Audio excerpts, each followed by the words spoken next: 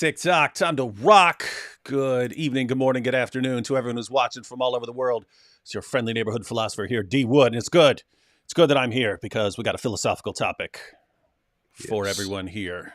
We're going to be going through the discussion between Ben Shapiro and Cosmic Skeptic. And what do you think about Cosmic Skeptic, AP? First off, I would like to correct you here. His name is not Cosmic Skeptic anymore. That used to be his name. He is now known as Alex O'Connor. He now uses his regular name. Is that official? Like his channel is not Cosmic Skeptic? Hang on, I'm looking at it. Yeah, he actually changed his channel name, the channel's name to Alex O'Connor from Cosmic Skeptic. Why is that? Just because it sounds more grown up? Maybe he's not a child like me anymore. He's actually using a proper name now. Yeah. Okay, so the name on his channel, yes, is Alex O'Connor, but it's still at Cosmic Skeptic. So you can't get away from the past, ladies and gentlemen. You can't get away from the past. But you can try, but you can't run. Yeah. Imagine that power move of just not going by some ridiculous name, like. Hi, this is the apostate prophet. I know, right? But Alex O'Connor, I said it before. I said it to you. Both of these people, Ben Shapiro and Alex. But yeah, Alex O'Connor, he is definitely one of the very few people that I feel like I genuinely respect the guy a lot. I think he's very intelligent. Very, very, very well spoken, very knowledgeable, very well educated, and has a very good character. Can just get along with anyone. And to me, he is like, when I look at the online, atheist circles and spheres, he is the one guy that stands out. It's like, I don't know. So you're saying he's the Ali Dawa of atheism. Exactly. Yeah. No, and I didn't finish this. I started watching it, and I realized it's there's only a few sections to this discussion, so we're just going to go with the first one, which is like around 20 minutes long or something like that. But they're discussing the issue of free will and so on. But yeah, it was. Once you've had discussions with the Dawa guys, sort of any normal discussion with anyone else is like shocking. Like, whoa. These guys are really disagreeing, and they're like cordial. Like, what is that? Strange, weird. It is pretty weird. All right. So, and what are your thoughts on Ben Shapiro? I know you don't like him because he's not an atheist. I hate Ben Shapiro. No, just kidding. This is a perfect exchange because Ben Shapiro, my thoughts on him are quite similar. I think he's extremely intelligent, very knowledgeable, great speaker, and these two people are like fundamentally disagree with each other on pretty much everything, and I disagree with a lot of stuff fundamentally with Ben Shapiro, but I love the guy. I have much respect for him, and yeah. So both of these people, it's very great to see that they come together and have an exchange. And it's just so interesting because I used to teach the free will problem in philosophy of human nature, and so I bet that's like, I don't know, 8 or 9 years ago or something like that. But unless things have really changed since then, these guys actually give pretty much exactly what any philosopher who's defending that position would give. If you're laying it out at a philosophy conference or something like that, or teaching it, you'd be generally more careful laying out each premise and then defending each premise and so on. But the positions that they actually get and the problems they're pointing out with the opposing position that's pretty much where it is. That's where the debate stands. And I find the whole free will debate, I find really interesting because it's a situation where you got three main views, and then there's a couple like weird like hybrids, but you got three main views, and each one of them has a pretty darn good case for why it's the correct position, and each one has a pretty significant problem with it, and yet it seems like one of them has to be correct and the others have to be wrong. So we're going to go through some of this. All right, so. You heard it here, folks. We've got I keep wanting to call him Cosmic Skeptic. Alex. Alex and Ben. Alex and Ben. So Ben Shapiro, Orthodox Jew, Cosmic Skeptic, Orthodox Atheist. What are you rubbing your eyes for? People are saying it just started. My eye just started burning. I think it's very dry in here. So get some eye drops, man. I might have to get up and get some eye drops and come back. You ever heard of Visine? I actually have some. Hey, go grab some Visine real quick. I'll take these. There's the first couple of super chats real quick. Okay. I'll do that. I'll get some Visine. I'll do that. Yeah, guys, see, now that AP's gone, we don't want him to miss even a second of this exchange because he's going to be humiliated when he sees his hero, Cosmic Skeptic, not Alex O'Connor, get crushed and humiliated. Let's see here. Art Gains. No, it's actually a good friendly discussion that we're about to watch, but they do get to the heart of the issue. Art Gains, can't wait to hear what the spawn of Trotsky's leather-strapped orifice has to say. Who's that?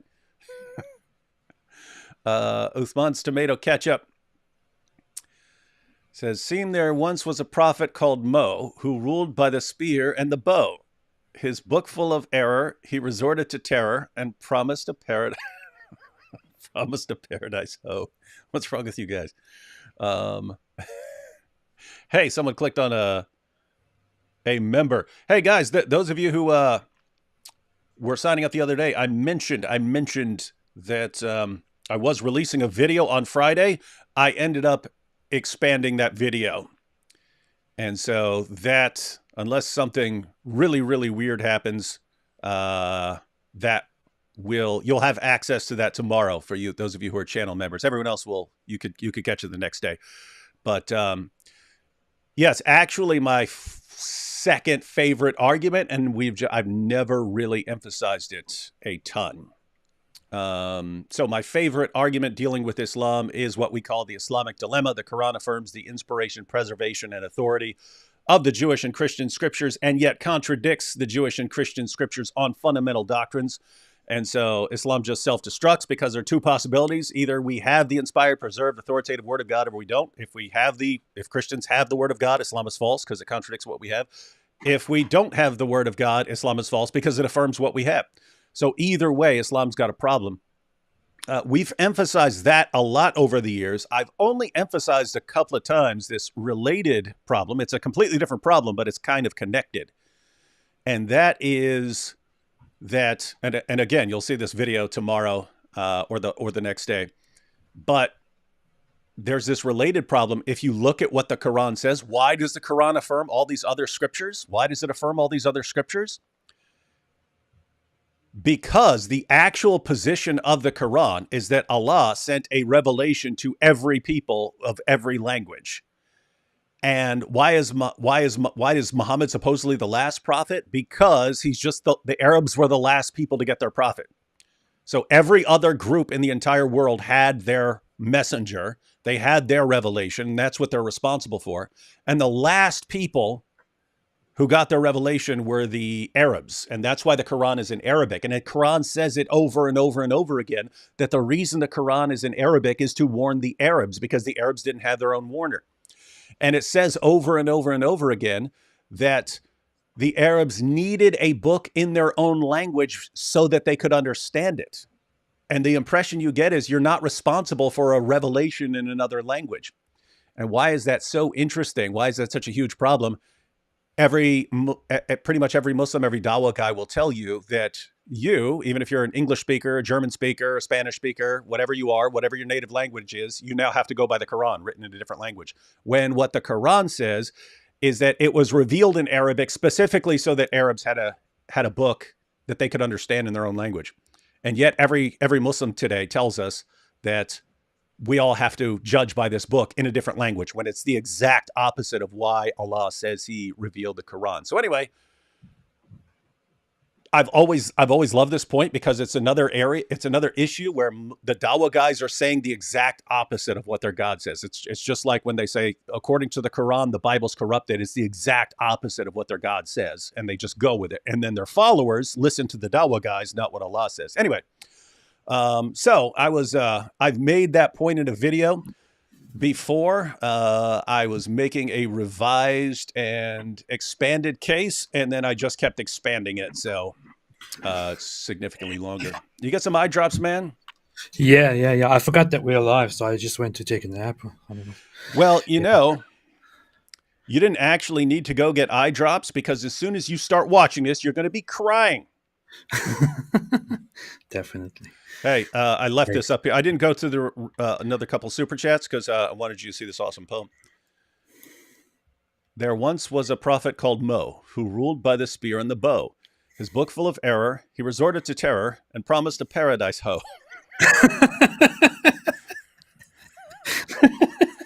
Nice. Very nice. Here we go. D. Wood boldly uses his own name, Christian. AP cowardly hides behind incoherent pseudonym. Atheist. Draw your own conclusions. Incoherent. Nice. Let's see. Prophecy. It depends on what the religion believes. What's this about? Imam Arafat and Sheikh Daboudi bin Hijab. Prophecy. It depends on what the religion believes. Knows too much. Find a pen pal. Mo. Breastfeed an adult. JP. How about no? I don't buy your milk. Mo. What about camel urine? Hey, what do we have here? We got Cameron here. He says, Alex will probably be a Christian one day, same as AP. AP, accept your fate, be a man. Stop being a pathetic weakling! Yeah. And probably, most likely, yeah. Let's see, Definitely. Dr. D, maybe you and Ahmed from Ahmed Ex-Muslim could do a 2-on-1 with AP, trying to help him understand God and salvation, kind of like Sheikh Uthman and his wife, and Uthman, wife, other husband. Lol. Hey, I'm not teaming up with someone I don't know. But The same guy always pushing Ahmed Ex-Muslim. And yeah, I still don't know. Canceled. Are you actually Ahmed Ex-Muslim? Huh? I bet he is. I bet so. I bet. And let's see, knows too much. You read my mind. Mojab. Muhammad Camels. Mojab. Golden showers. Muhammad, you read my mind. From Camels. Yes. Ali Dawa. We're proud of that.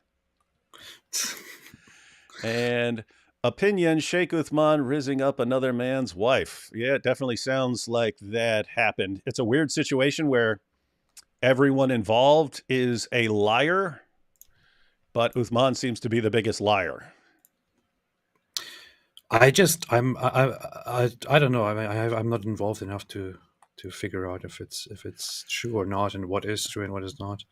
That's the thing. I'm like that. It's like, hey, I don't know enough of the details, but yeah, on a live stream the other day, Mary, who was on here previously with us, and Thaddeus actually did all the investigating and went through all the old, comments and stuff like this and all the videos on the issue and stuff like that. And it looks like a pretty solid case for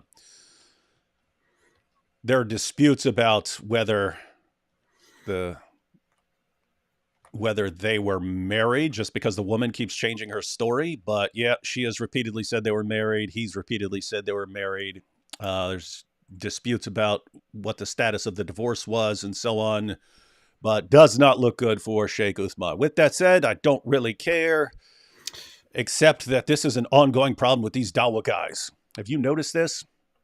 I did. There is often a problem with these people. That said, I don't know. I leave it to everybody else to do here and to do whatever they want with it. I personally will just watch from the silence. I will not get involved. Yeah, I'm really not interested. Apart from saying "told you so," you don't realize it. You don't realize what these guys are. These guys who, so again, we pointed out before. You've got people like Sajid and even like Fareed. They seem sincere. They seem to really believe this stuff. Other guys seem like they use it to their own advantage. Mm-hmm. Those are the guys you need to watch out for, because if they're using this for their own advantage, they're going to take every advantage they can. Inshallah. And so hide your wife. Alhamdulillah. Hide your wife, everyone, if Sheikh Uthman is around. Let's see. What are you laughing at? Just what you just said. Wait. Look at this. Lars says, get a pimp pal, y'all. Pimp. Yeah, that sounds good. That could be Andrew Tate's new app, the Pimp Pal. Like, hey, what do I do? Oh no, the girl's catching on to me. Well, here's what you do, and you just got an app. He could totally make something like that. His fans would love it. You could. Let's see. Lol, no, I just think he's really knowledgeable, and I want to encourage the regulars in the chat here to consider showing Ahmed some love. Well, you definitely get his name brought up in every single live stream. Stop pretending. We know it's you. Yeah, Ahmed. Brickhouse said, when's Sheikh Yabudi going to meet the European Sheikh Watyam Amagavaya? What is that? Is that another character? What Amagavaya? I don't know. I don't get it. I don't get it either. Hey, what's that about, guys? Is that a character, or is that a name you just made up and we're misreading it and we don't get the probably. All right, one more, and then we're jumping into this video, watching your hero, Cosmic Skeptic. Okay, Alex, crushed and humiliated. Hey, Dizzle and AP, I'm a baby Christian, and I want to make videos about faith, etc. Why you want to jump into videos when you're brand new, man? You're a baby? What are you doing here? Do you think it's best to spend more time studying first? Because I don't. Yes. Yes. Get a general grounding, and then figure out what issue you're most interested in and study that a lot, and then talk about that thing that you've studied. Otherwise, you'll just what? I would say grow up first. You probably have more important things to do growing up. Develop, and then you can do that. AP saying that because you acknowledge that you are in fact a baby. So we're I mean, although I have to say we're impressed that you even know how to use a computer. I know, that's crazy. But yeah, study first. Don't jump right into stuff. All right, are you ready to jump into this, AP? I need to study first. Yes, I am. All right, yes. So Ben Shapiro. So I cut off the little intros at the beginning, and I jump right into where they're talking about the first issue. Let's go ahead and see what they got. But let's talk about something that, Ben, you have spoken on, and Alex, you have responded to, this idea of the atheist delusion. Ben, could you sort of concisely, if you can, talk about what you mean by the atheist delusion? Sure. Okay, I got it. How dare you say atheist delusion? People explained it. When's Sheikh Yabudi going to meet the European Sheikh what your mama gave you? Get it? Yes. What are we, stupid? Sometimes when you are live, it is harder. It does. I'm always out. like that. Yeah. I was like that when I was teaching classes. It's like a different part of your brain is activated, and like I would be like, I have trouble spelling on the board. Anyway. Yeah. All right, so we got it. Shake what your mama gave you. We might want to spell it differently. Yeah. But that could be a character. All right. Now, before I was rudely interrupted by jokes. Let me back this thing up. Is this a joke? You think this is a joke? I said, let me back this thing up. Get it? Because it was shake what your mama gave you. And I said, let me back this thing up. Wow. I didn't even intend that. It just came out. All right, here we go. But let's talk about something that, Ben, you have spoken on, and Alex, you have responded to, this idea of the atheist delusion. Ben, could you sort of That hurt your feelings, AP? He said atheist delusion. I know, it's very bigoted. Do all the old light bulbs in this room help? I don't know. Nicely, if you can, talk about what you mean by the atheist delusion. Sure. So I should start off by saying I don't actually think that it's possible to prove the existence of God. I'm also not a believer that you can disprove the existence of God. I don't think that logical argumentation is going to get you there one way or another, and so I'm not going to try and do that with Alex today, because I think that if people would have been able to provide dispositive proofs, then people would believe them, and if people were able to provide dispositive proofs that God does not exist, then people would be more apt to believe those as well. What I think is an atheist delusion is that it is possible to live ideologically purely in a way that does not rely on fundamental faith principles. When I say faith principles, I'm not going to make the claim that those faith principles are direct from Sinai, or that those faith principles require the New Testament, for example. I'm going to make the claim that there are a bunch of principles upon which we base ourselves that are external to what we know about nature and evolutionary biology, and that many of the things that Alex does in his daily life, for example, are going to be things that rely on principles that are external to a philosophy that would assume a lack of the supernatural, a lack of the extra natural. So some of those principles, for example. Let me back up just so everyone understands this. I want to back up to where he's explaining what he's calling the atheist delusion. So sounded like he's saying it's an atheist delusion thinking that you can live, well, not just like live, but, live and think and reason and so on,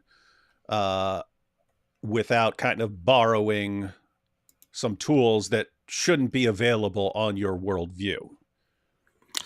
Something along those lines. Let's let him repeat it again, because I mean there are apologists who use this sort of thing. I just don't want to misinterpret what he's saying. That sounds like big sophistry to me, but yeah, it's just me. Oh, really? Because you're about to get crushed. Let me see. I think is an atheist delusion is that it is possible to live ideologically purely in a way that does not rely on fundamental faith principles. When I say faith principles, I'm not going to make the claim. So it looks like what he's going to say, and we'll let him repeat it again. But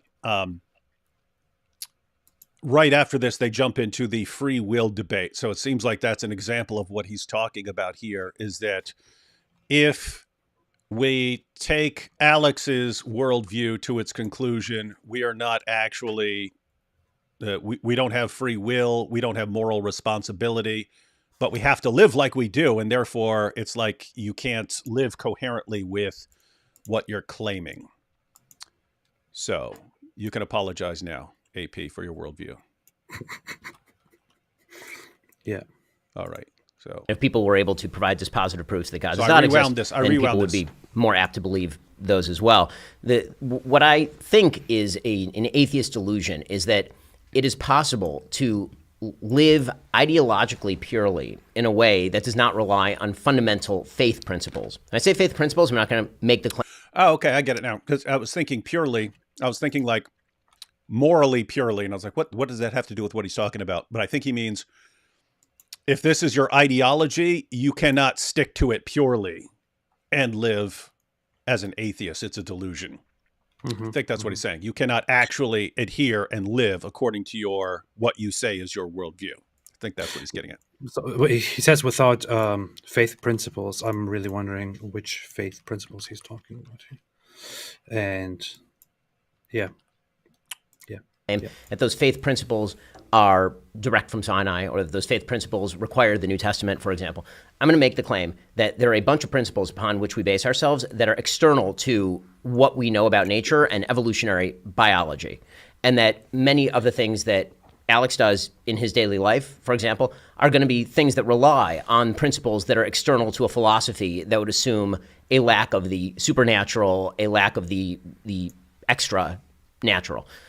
So some of those principles, for example, are free will. So every day we get up, we believe, virtually all of us, whether we say we believe it or not, we actually act in ways that betray the idea that... What's up with Alex there grinning? Hang on. I just backed up a couple seconds, but watch his face. We say we believe... Okay. What's up? Okay, go ahead. Or not. We actually act in ways that betray the idea that we believe that we have control over our own actions, at least to a certain extent, and that control makes a difference in the world. And that's what gives us purpose. It's what allows us to wake up in the morning and make the decision to do what we believe is right or what we believe is wrong. That the principles of right and wrong are external to evolutionary biology. So both of these principles that I've mentioned already, free will, right and wrong, these come from a language that is external to the Darwinian language of evolutionary biology. If you're talking about free will, there is nothing in nature that suggests the ability to make a decision free of environment and genetics in combination in some sort.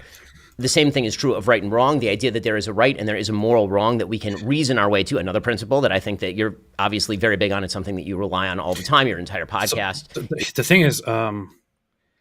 I'm a little bit disappointed, to be honest, because I think the approach is very weak, and it's one that I just heard so many times from random, regular people. If you still don't get the point, then that's why we got to keep saying it over and over again, because you don't get it. All right, but go ahead. and the point is a very basic and a very simple one, which I believe, and I'm sure Alex will swiftly respond to in quite a decisive way. But he's basically trying to argue here that naturalism, or just going with what is there available in the physical world, will lead us to this, into a position where we are left living according to something, but not being able to base that something which we live by on something permanent or something fundamental, something completely secure, like God, or like a natural law and order of things, a scripture. So we rely on our rationality, on our thoughts, on our thinking, and he thinks that is weak or dangerous, or whatever conclusion he will then draw from this. But I think, I just looking at the responses that will be given to that and that I have on my mind, I think that's a very weak position. But let's see where this goes. Yeah, I think it's a bit stronger than you, and they're going to flesh this out a bit. But when he's talking about the free will problem, he's basically pointing out we live and think as if we have free will, as if we have the kind of free will that makes us morally responsible agents. But if we go with your worldview, you're right. It seems to be talking about like a naturalist view or materialist, something like that. If we go with that, then you're not free. Like everything you do is completely determined by particles that were in motion before you were even born. So it's all, everything you believe, everything you do is all determined. And therefore, when you live as if you're free, you're living as if you don't actually believe in that worldview. And it sounds like what he meant by ideologically pure. You're not living an ideologically pure life. Here's my ideology, but I live as if something else is the case. Here's the thing. I want to take back what I said about weak. But so the issue here is he tries to argue that therefore there must be something that or that our position, that a naturalistic or materialistic or physicalist position would therefore be logical. I think that would be a weak argument, a weak conclusion from this. But if he's using this to basically argue how problematic and how difficult the reality is once we confront ourselves with the fact that we seemingly assume certain things that we cannot necessarily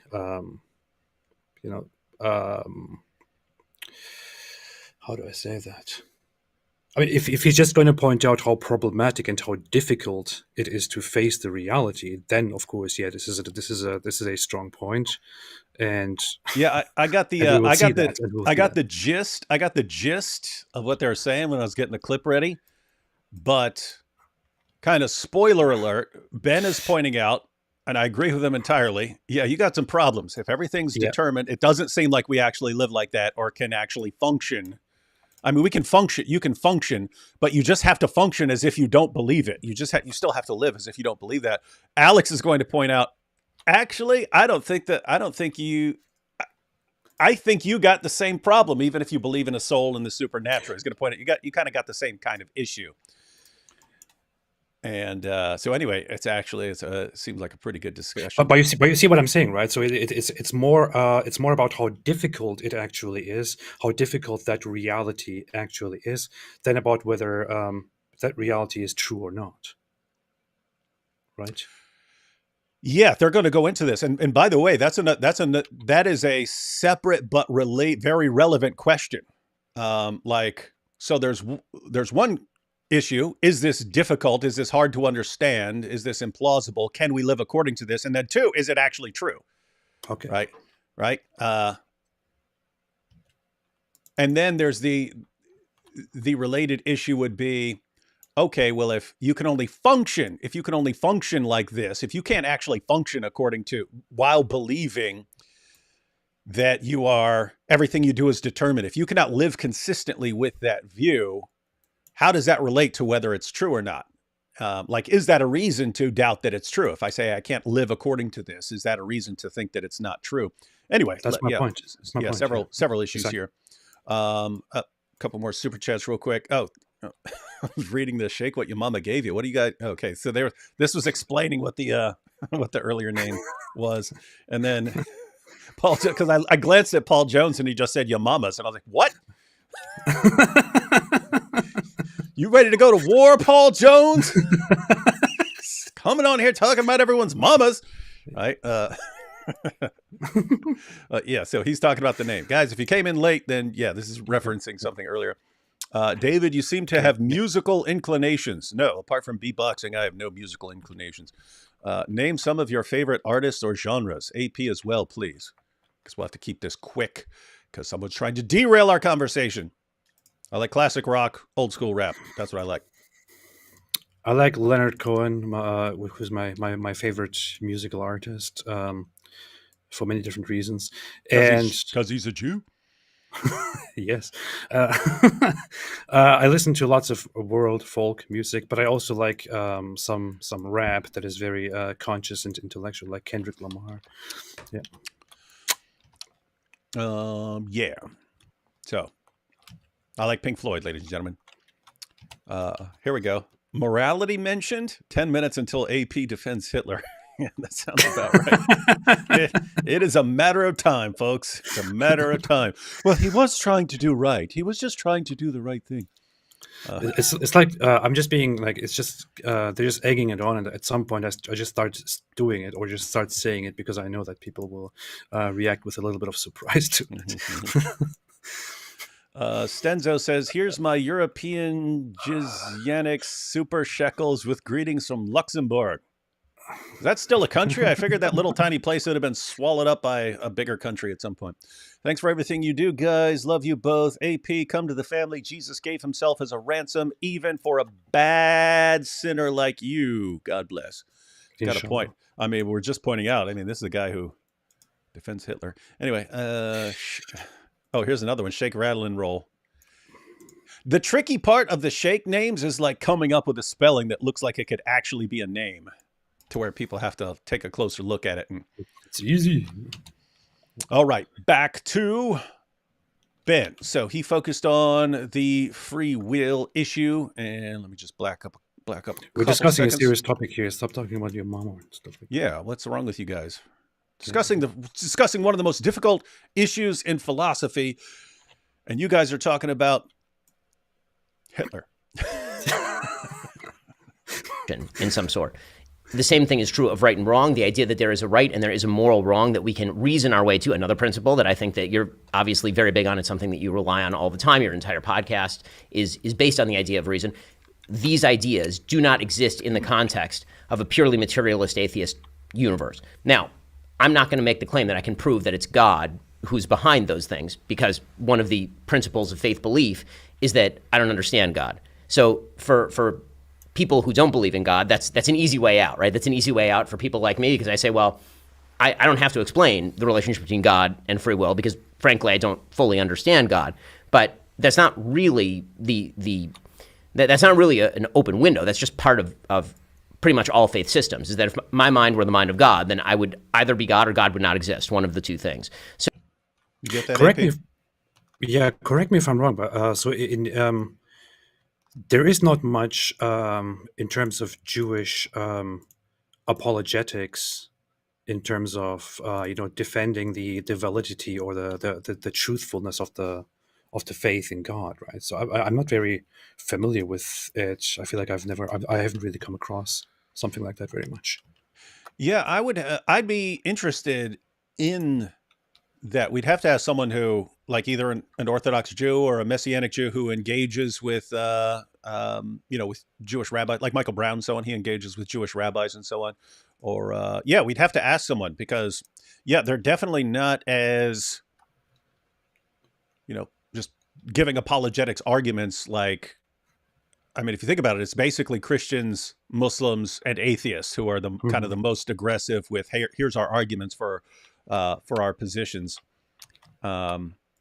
And it might not have been as essential in Judaism, where you have a very close knit, ethnically connected community and so on. So yeah, that's interesting though. But I hadn't thought about that, because he's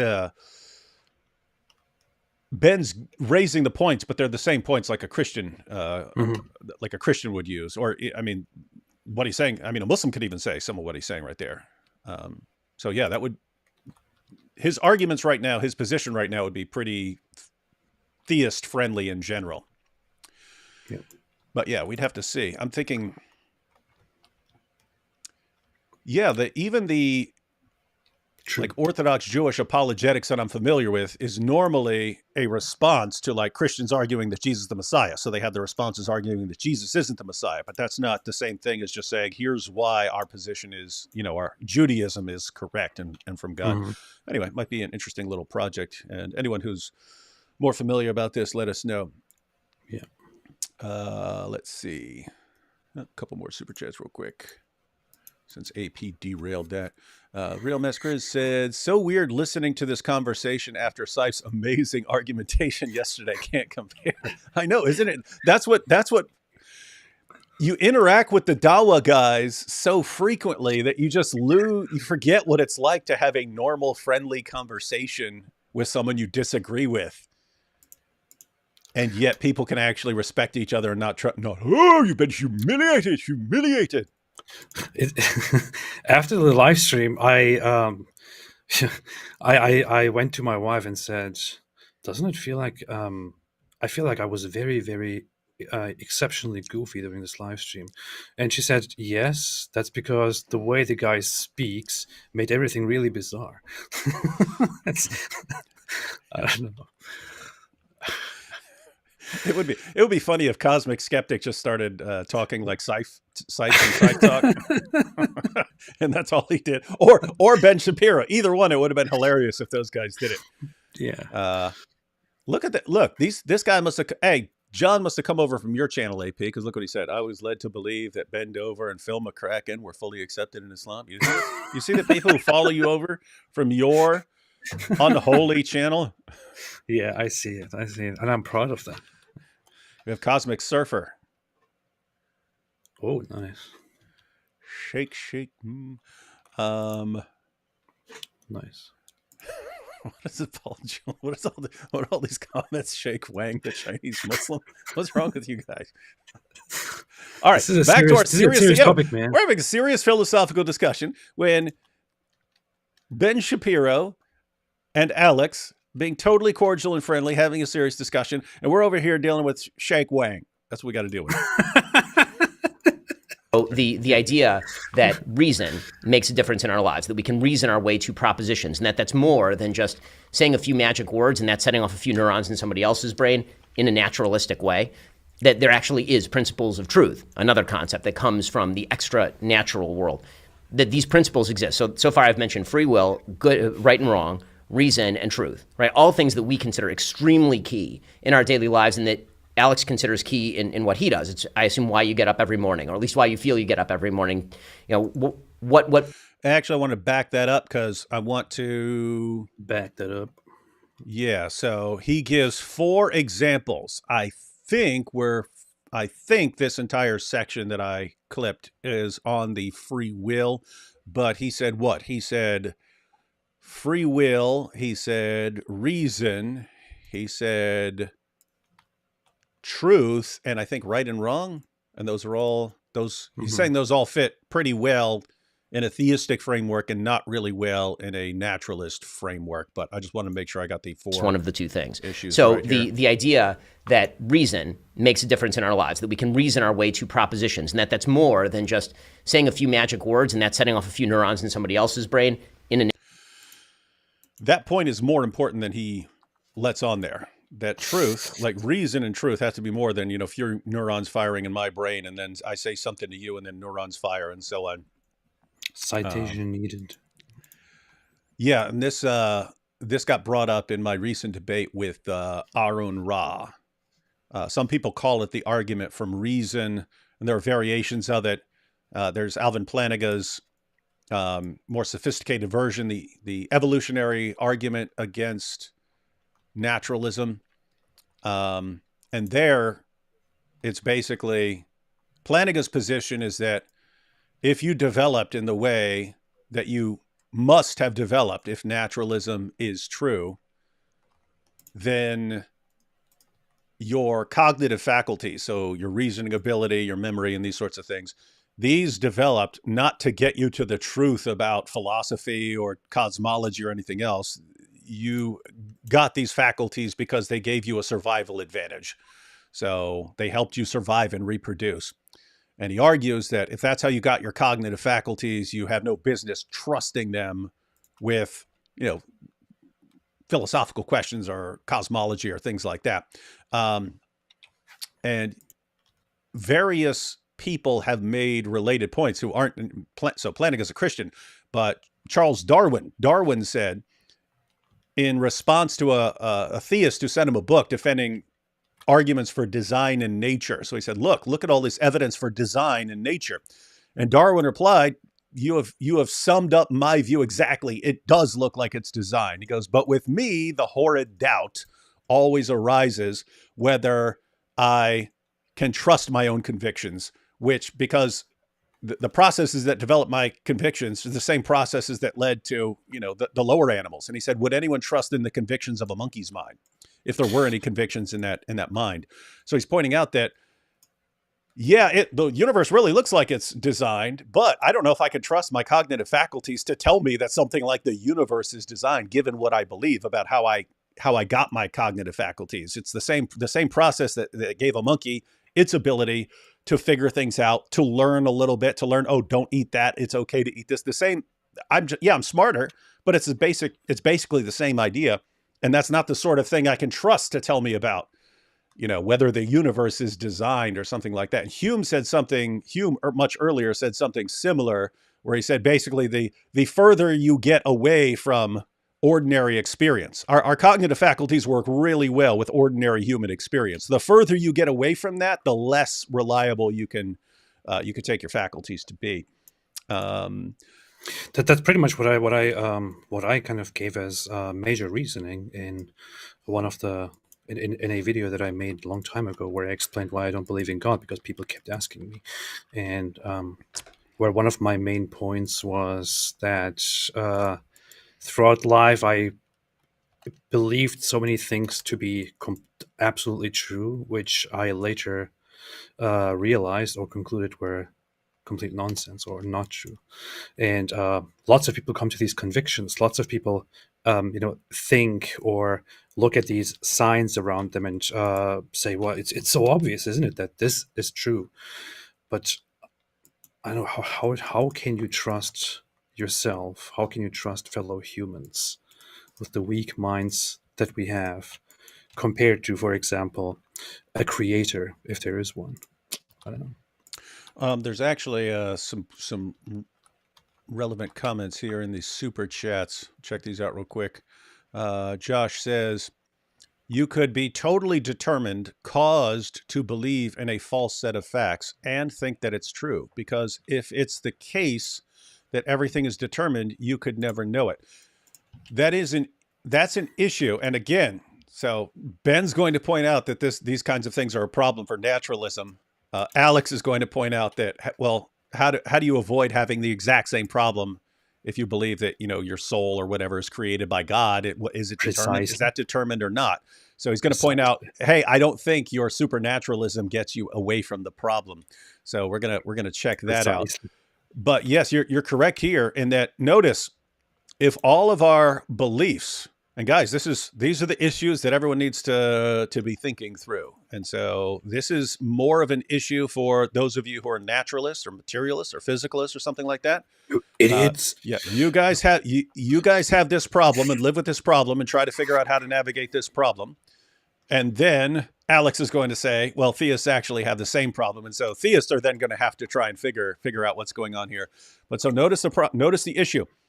If all of my thoughts and beliefs are determined by straightforward physical processes, well, guess what? The same sorts of physical processes that produce a true belief also produce a false belief. And the true belief will be believed by the person, and the false belief will be believed by a person. It's just straightforward particles in motion. What's going on there? And so you got this guy, and he believes in Islam, and he's just been determined by particles in motion to believe that. And this guy believes in Christianity, and this guy's an atheist over here, and they all believe what they're determined by physical processes to believe. And so, yeah, the question then becomes, how do you then take your belief seriously when, whether it's true or false, it's the same sort of physical processes that produced it? In fact, in philosophy, they make kind of more, they lay out the premises more carefully. But basically, this is it's been a while. I think this is called the consequence argument. But it goes like this. And so if you wanted an actual, like how a philosopher would put the argument, and then philosophers would debate the issue. But like Peter Van Inwagen's version is something like this. I do not control the past, right? Like even when I was right now, I do not control the past. I can't control what I did 5 minutes ago because it's in the past. I no longer have control of the past. So I cannot control the past. That's one thing. 2, I can't control the laws of nature. I can't control the past. I can't control the laws of nature. Can't control the past. Can't control the laws of nature. But if determinism is true, then what I think and believe and whatever I do and so on right now is determined. It's causally determined by the past and the laws of nature. So what I do now is somehow not under my control because I don't control the past or the laws of nature. So my actions right now, what I'm doing, what I'm thinking right now is a consequence of 2 things that I do not control. And so the question is, well, is the fact that I think I'm in control of my actions, is that an illusion? Is that an illusion? So that's kind of the issue. Question. That's the big question here. Yeah, so that's the issue. And again, Alex is gonna flip the script. A couple more super chats real quick, so we don't get too far behind. Moses Maimonides is probably the best you will find in terms of Jewish apologetics. Yeah, we've seen Maimonides here. But does he do? I guess I have to look into it. But does he like theologically, defend the truthfulness or the existence of God? Does he? Oh, he says he's probably the best you'll find in terms of Jewish apologetics, and even then, that's more purely philosophical than apologetic. I see. Yeah, because we're thinking of apologetics normally like, here's why Islam is true. It's because of the scientific miracles, or if it's Christianity, Jesus rose from the dead, something like that. We're wondering what the go-to case would be. Because Jews didn't have historically very much didn't have this problem, or didn't bother doing that, or trying to convert, or trying to argue with people who. Yeah, it's not very evangelistic. Yeah. One Jewish apologetic claim I heard growing up is that Sinai revelation must be true because it is the only retroactive claim of public revelation. The only retroactive claim of public revelation. Is that supposed to mean? I don't get it. The only claim that in the past public revelation that happens in front of lots of people took place. Yeah, you and me would both react to that the same way. Even though I'm a Christian and I believe in revelation and so on, it would be like, okay, well, what's your case that actually happened? Right? Exactly. That's my objection there. And then we have Shake Shack, the Muslim burger spot. That's what we have to deal with, ladies and gentlemen. Anytime we have a serious discussion. DJG, here we go. He says, I'm a Messianic Jew, and I have had to defend what I believe to family. I stand on what the Torah and Ketuvim say. They depend on tradition and writings of the rabbis.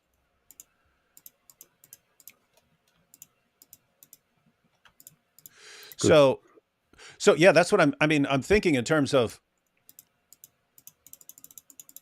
cool. Like if you're a Jewish rabbi doing apologetics, it seems, and you're reasoning from the writings of the rabbis and so on, it seems like that would be geared towards internal disagreements within Judaism, or dealing with Christianity. So what we're talking about with apologetics is like if someone said, "Hey, why should I believe that that is true? Why should I believe that Judaism is true?" Like, what would a case look like? That's what we're not familiar. Let's see. Anthony Stevens says, "Have you read any of Tim Stratton and J.P. Moreland's recent work on free will? They just co-authored a paper together. If so, what are your thoughts?" Yeah, so Tim Stratton, I'm assuming, is giving a case for libertarian free will and pointing out some of the issues. And in fact, I think that's how I saw this video. I think Tim Stratton was responding to it. And he laid out an argument pointing out the problem with determinism. But yeah, if you're going with J.P. Moreland or Tim Stratton, that should give you a basic breakdown. Now, the question is, what kind of defenses can Alex give? And we're about to see one. Zaid here says, the human brain isn't hardwired for truth. It's hardwired for, this is why I was saying that some of the comments are relevant to what we were just talking about. The human brain isn't hardwired for truth. It's hardwired for survival. So why isn't agnosticism respected? Why is it so hard for people to say, I just don't know, and I'm not sure if we ever will? Zaid, yeah, I think that is, if I were a naturalist, I would think that is the correct position. In other words, I would say, okay, yes, if I'm talking about things like, oh, this is in front of me, oh, there's a cup right here, and so on, stuff that is like immediate right here in my experience, maybe some history and so on, things like that. Yeah, we can understand how we're getting to those. If you're talking about like metaphysical truths and cosmology and ethics, the further you get away from anything that our cognitive faculties were designed for, according to a naturalistic view, the less reliable you should treat it. And so the correct response should be, man, how would I know? Like people don't get it. There are people who will read Hume and think that Hume is siding with atheism. Hume is an actual skeptic. If you ask Hume his actual position, it would be something along the lines of, yep, the universe looked designed, but why in the name of common sense would I trust myself, or something like that? So yes, now the question is, the question that arises is, what if that's not how you got your cognitive faculties? So if that's how you arrived at your cognitive faculties, yes, agnosticism, at least on certain issues, would seem like a very wise position. Unless theists make a case, and then you can conclude that your cognitive faculties had some sort of higher purpose or something like that, but they're going to have to make that case. This is very related to how I view religion in general. And I've often said that I have respect for religious belief and religion and history, and I don't like when some atheists say religion is the worst thing that ever happened. Without religion, this and that. I disagree with it, and I think religion is actually a very It was bound to happen. It is a completely necessary part of human civilization, of development. But what that means when I say that is not that what I acknowledge when I say that is that, to me, it looks like the religion is humans trying to understand the nature, the natural world around them, the realities around them, and to interpret the things that they see, and to come to those conclusions that make the most sense to them, while also not going far enough and just finding comfort in order to stabilize their lives or stabilize society. And I think that is something admirable, because it's a quest for understanding, for truth. It might not be true, but it's nice. It's respectable. But that then also leads me exactly to this problem. It looks like all the ideas that people came up with are just their best explanations. Which are better than yours. Naturalistic way, that there actually is principles of truth, another concept that comes from the extra natural world. That these principles exist. So far I've mentioned free will, right and wrong, reason and truth. All things that we consider extremely key in our daily lives, and that Alex considers key in what he does. It's, I assume, why you get up every morning, or at least why you feel you get up every morning.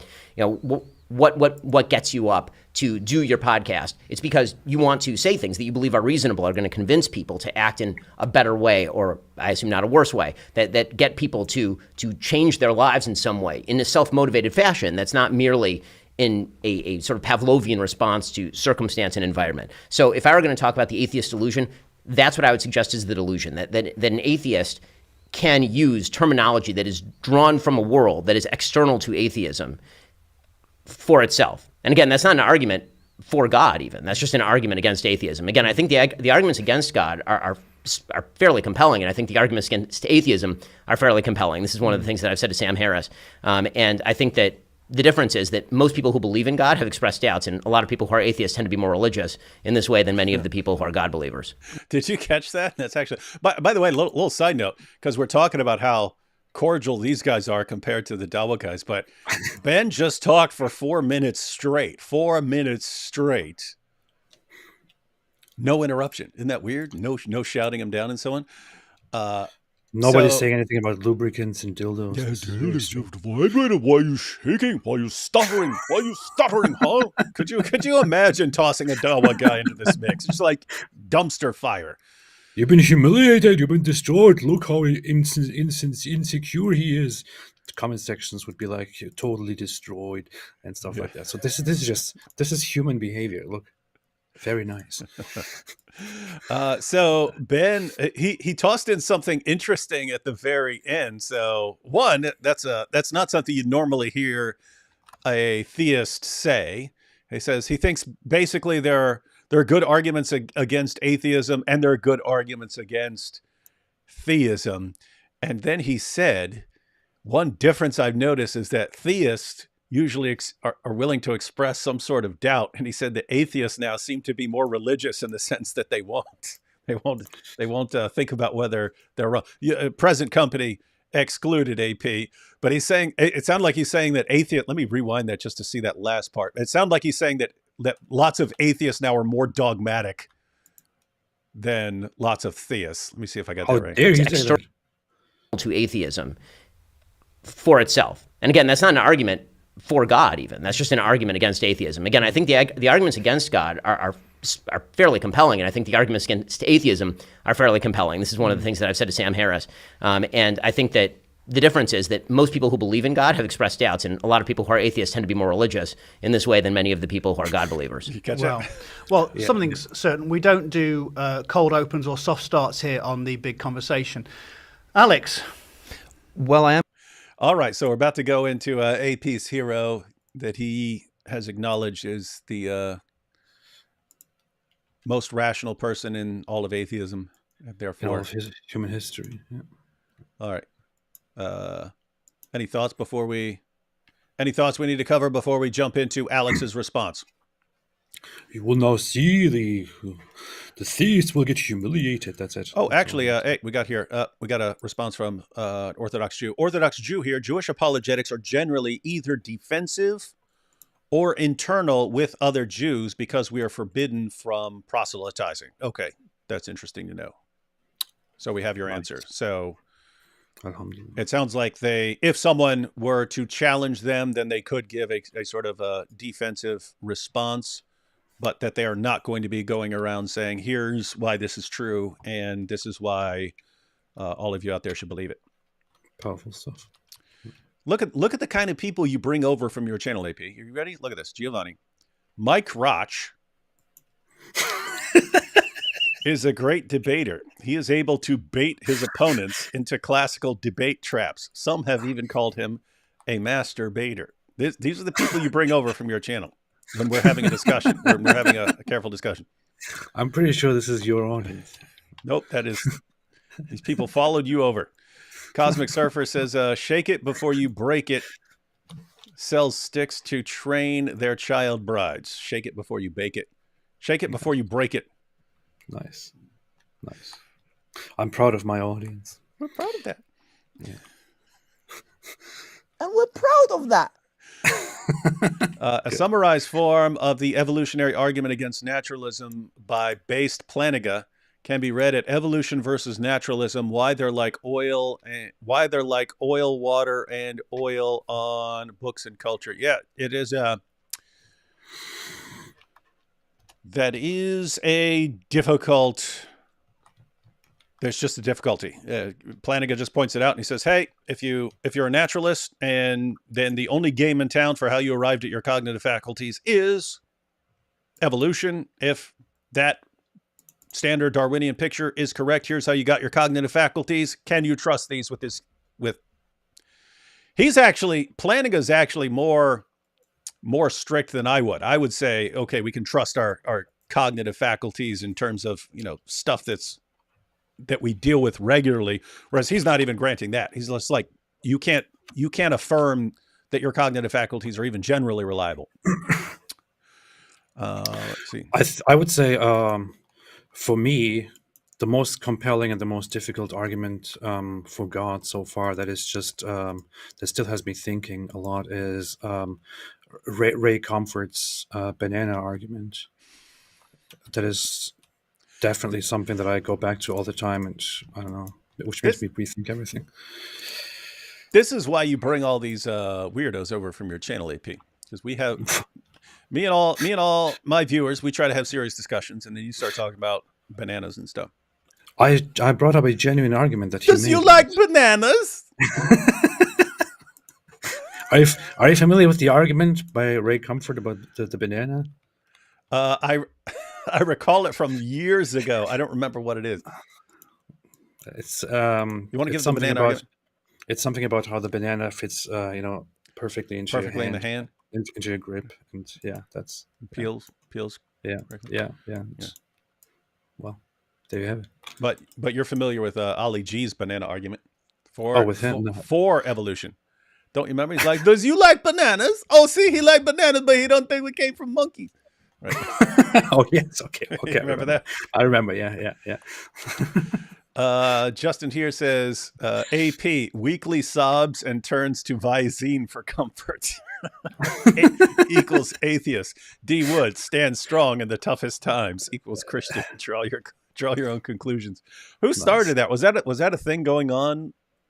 I don't know. Like that meme. Just I started seeing that in our chat, and it's hilarious.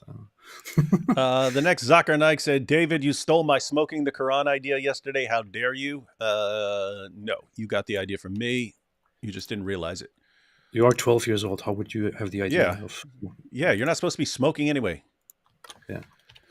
Matthew says, "Do you think since Hellenized Jews existed during the time of Jesus, Ben could now use Aristotelian logic like a Thomist Christian and then simply chalk it up to heritage?" Yeah, why not? Yes, he could. Yes, he could. And again, the arguments he's giving would be standard sort of not full presuppositional apologetics, but sort of presuppositionalist apologetics. But let's go ahead. And you ready for your boy Alex's response? You ready for your boy to be humiliated? I have been waiting for it all my life. Watch him tremble. Watch him tremble before the Jews.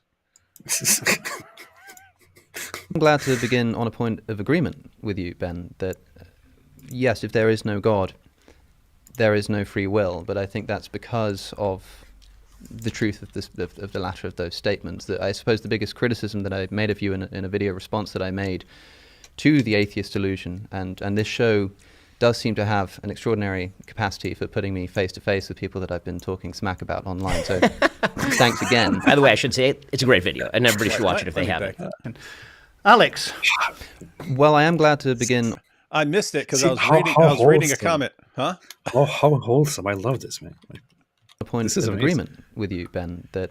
And they're like encouraging each other to check out each other's videos. There is no free will, but I think that's because of the truth of the latter of those statements. That I suppose the biggest criticism that I made of you in a video response that I made to the atheist delusion, and this show does seem to have an extraordinary... See, he admits that it's an atheist delusion. Yeah. Of the latter of those statements. That I suppose the biggest criticism that I made of you in a video response that I made to the atheist delusion, and this show does seem to have an extraordinary capacity for putting me face to face with people that I've been talking smack about online. Smart. Thanks again. By the way, I should say it's a great video, and everybody should watch it if they haven't. Well, I'm going to put that put that in the description. I think that glowing endorsement. The principal disagreement that I think I had with you, Ben, is that there was a subtle, or not so subtle, implication in my view that yes, with no God there's no free will, but somehow having God can solve this problem. I mean, you said a moment ago that you don't think you can establish God's existence through reason alone, but assuming that you do believe in the existence of free will, you think it's a real thing that you have. Yes. And simultaneously saying that if there is no God, then free will makes no sense. Yes. That does read to me like an argument for God's existence, such that in order to either say that there is free will, in order to say that there is free will, one must believe in God. And that does strike me as an argument for God's existence. Yeah, so if you were to put this in, you'd have to say, if there is no God, then there is no free will, but there is free will. And you could put it into an argument like that. So he's pointing out that this is a kind of argument, whereas it didn't seem that Ben is actually presenting that really as an argument. He's presenting it more as a problem for atheism. Like, this is what you're stuck with if you deny God. I guess you could loosely call it an argument. Like, if you have two main positions and you point out a flaw with one, you're kind of, favoring the other or something like that. But I mean, he's just saying Ben wasn't even like showing, hey, we do have free will. It's more like we can't function as if we don't. We function as if we have free will. But I mean, that's pretty standard. I mean, even determinists believe that we function as if we have free will, that they think it's a kind of illusion, which I think is Alex's position. But let's check this out. To slightly curve that, or to kind of sand off the rough edges there, I would say that the argument I made is an argument for something extra natural. Sure. Now, you can call that God or not God, but the thing that I'm making the argument for is that you cannot get from a materialist Darwinist universe to free will. That is not possible. So I know that the way you solve that is that you say that there is no free will. That's right. And what I'm saying to you is you don't act that way. I hear this all the time. People say, look, you may say there's no free will. What, you want to jump in? I think that was a pretty accurate description of what I heard Alex say in the past about if no God, then no free will. Yeah, that's it. Well, but you don't act as though that's the case.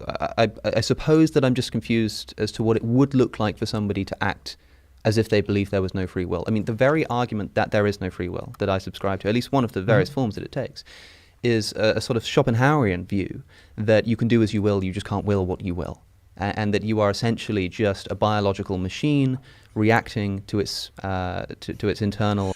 Did everyone catch? I'll rewind it a little bit, but catch. You can do as you will, but not will what you will. So the idea there is, if you can do what you will, then you definitely have a kind of freedom. You have a kind of freedom. You're not being externally constrained. So if I want to eat a sandwich, I can eat a sandwich. I can do as I will. But you can't control your will in that sense, right? So you can do as you will. You can't will you can't will whatever you want. You can't just change your will like that. Now you'd have to clarify, because you can, of course, modify your will over time.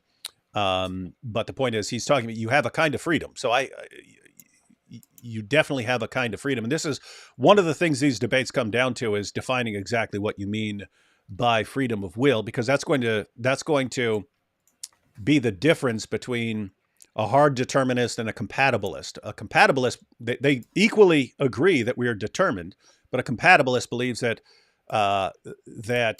being determined, everything you're doing, being determined, is compatible with you having the kind of freedom that makes you morally responsible for your actions. Whereas a hard determinist says you're determined, and that's incompatible with you having the kind of freedom that would make you morally responsible. So yeah, he's just drawing attention there that no, I do have certain kinds of freedoms, but not others. So, and as far as what your will is, sound like he thinks that he's a kind of machine there, which would be correct from his worldview. Schopenhauer has this this view that is, if you want to dumb it down and explain it in a very simple way, that humans are just these organisms, this pathetic existence that all it wants to do is just to continue existing and to reproduce, and and we are basically at the mercy of that. And throughout life, we are, as humans, we subconsciously, put on a mask or make up certain concepts just to further that goal, which drives us and which we are not really in control of. And within that whole picture, in that theater, we just make tiny little steps with the possibilities that we have, but we can't really change anything. We are just mindless beings, actually. Realizing that this is maybe new for lots of people. I mean, everyone's heard of free will and so on, but as far as the positions, I don't know if people can see this. I just drew it. Let me blow us up here real quick. All right, so can everyone see this? I just jotted it down. Okay. All right, so here you have 3 basic positions. Let me get rid of this comment real quick. Just break it down real quick just because it will help later on. All right, so hard determinism, libertarianism, L, and compatibilism, right? And so these are the 3 main positions as far as the free will debate. Each 2 of these groups agree on something, and then they disagree with the other. So hard determinists and libertarians agree that being determined is incompatible with being morally responsible. Got it? So these 2, hard determinists and libertarians, agree that being determined is incompatible with being morally responsible for your actions. And so they disagree with compatibilists. Compatibilists believe that the kind of freedom that would make you morally responsible is compatible with being determined. So these guys agree on that. Libertarians and compatibilists agree that we are morally responsible for our actions, and they disagree with hard determinists on this. Hard determinists believe you're not morally responsible for your actions. And compatibilists and hard determinists agree that we are determined. And they disagree with libertarians who think that we aren't.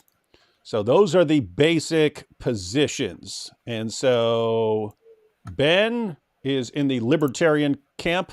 I'm not really familiar with Alex, except for what we've just heard here. It sounds like he's a hard determinist. He believes that certain kinds of freedom are compatible, but I mean, hard determinists agree with that too. So he sounds like a hard determinist. That's what he sounds like. So these are the positions that sound like they're being discussed right now to me. Unless anyone is more familiar with Alex and he is actually a compatibilist or something like that. I don't know. But anyway, everyone got that? There is a video that he made a while ago, which was like,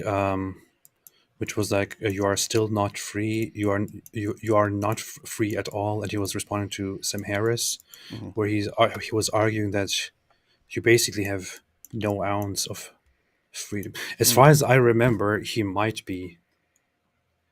have a hard determinist position, but I don't want to misrepresent him. Let's see. Yeah, he sounds like based on what we've said, he said here, he sounds like a hard determinist, which, and by the way, compatibilism, there is a slight difference between compatibilism and soft determinism in the sense that a person you could be a libertarian and yet say, hypothetically, free will would be compatible with determinism, but I just don't believe we're actually determined. So you could be a kind of limited compatibilist, even if you didn't actually believe that you were determined. But it's generally used interchangeably. But anyway, hard determinism used to be distinguished from soft determinism, which is now called compatibilism. But I think it was William James who was calling it soft determinism. But it was like he was talking about like soft-minded, like you're not willing to accept the implications. You still want to believe that you have freedom of will, even if you think you're determined and so on. So they were called soft determinists. But keep in mind, softies, hard determinists and soft determinists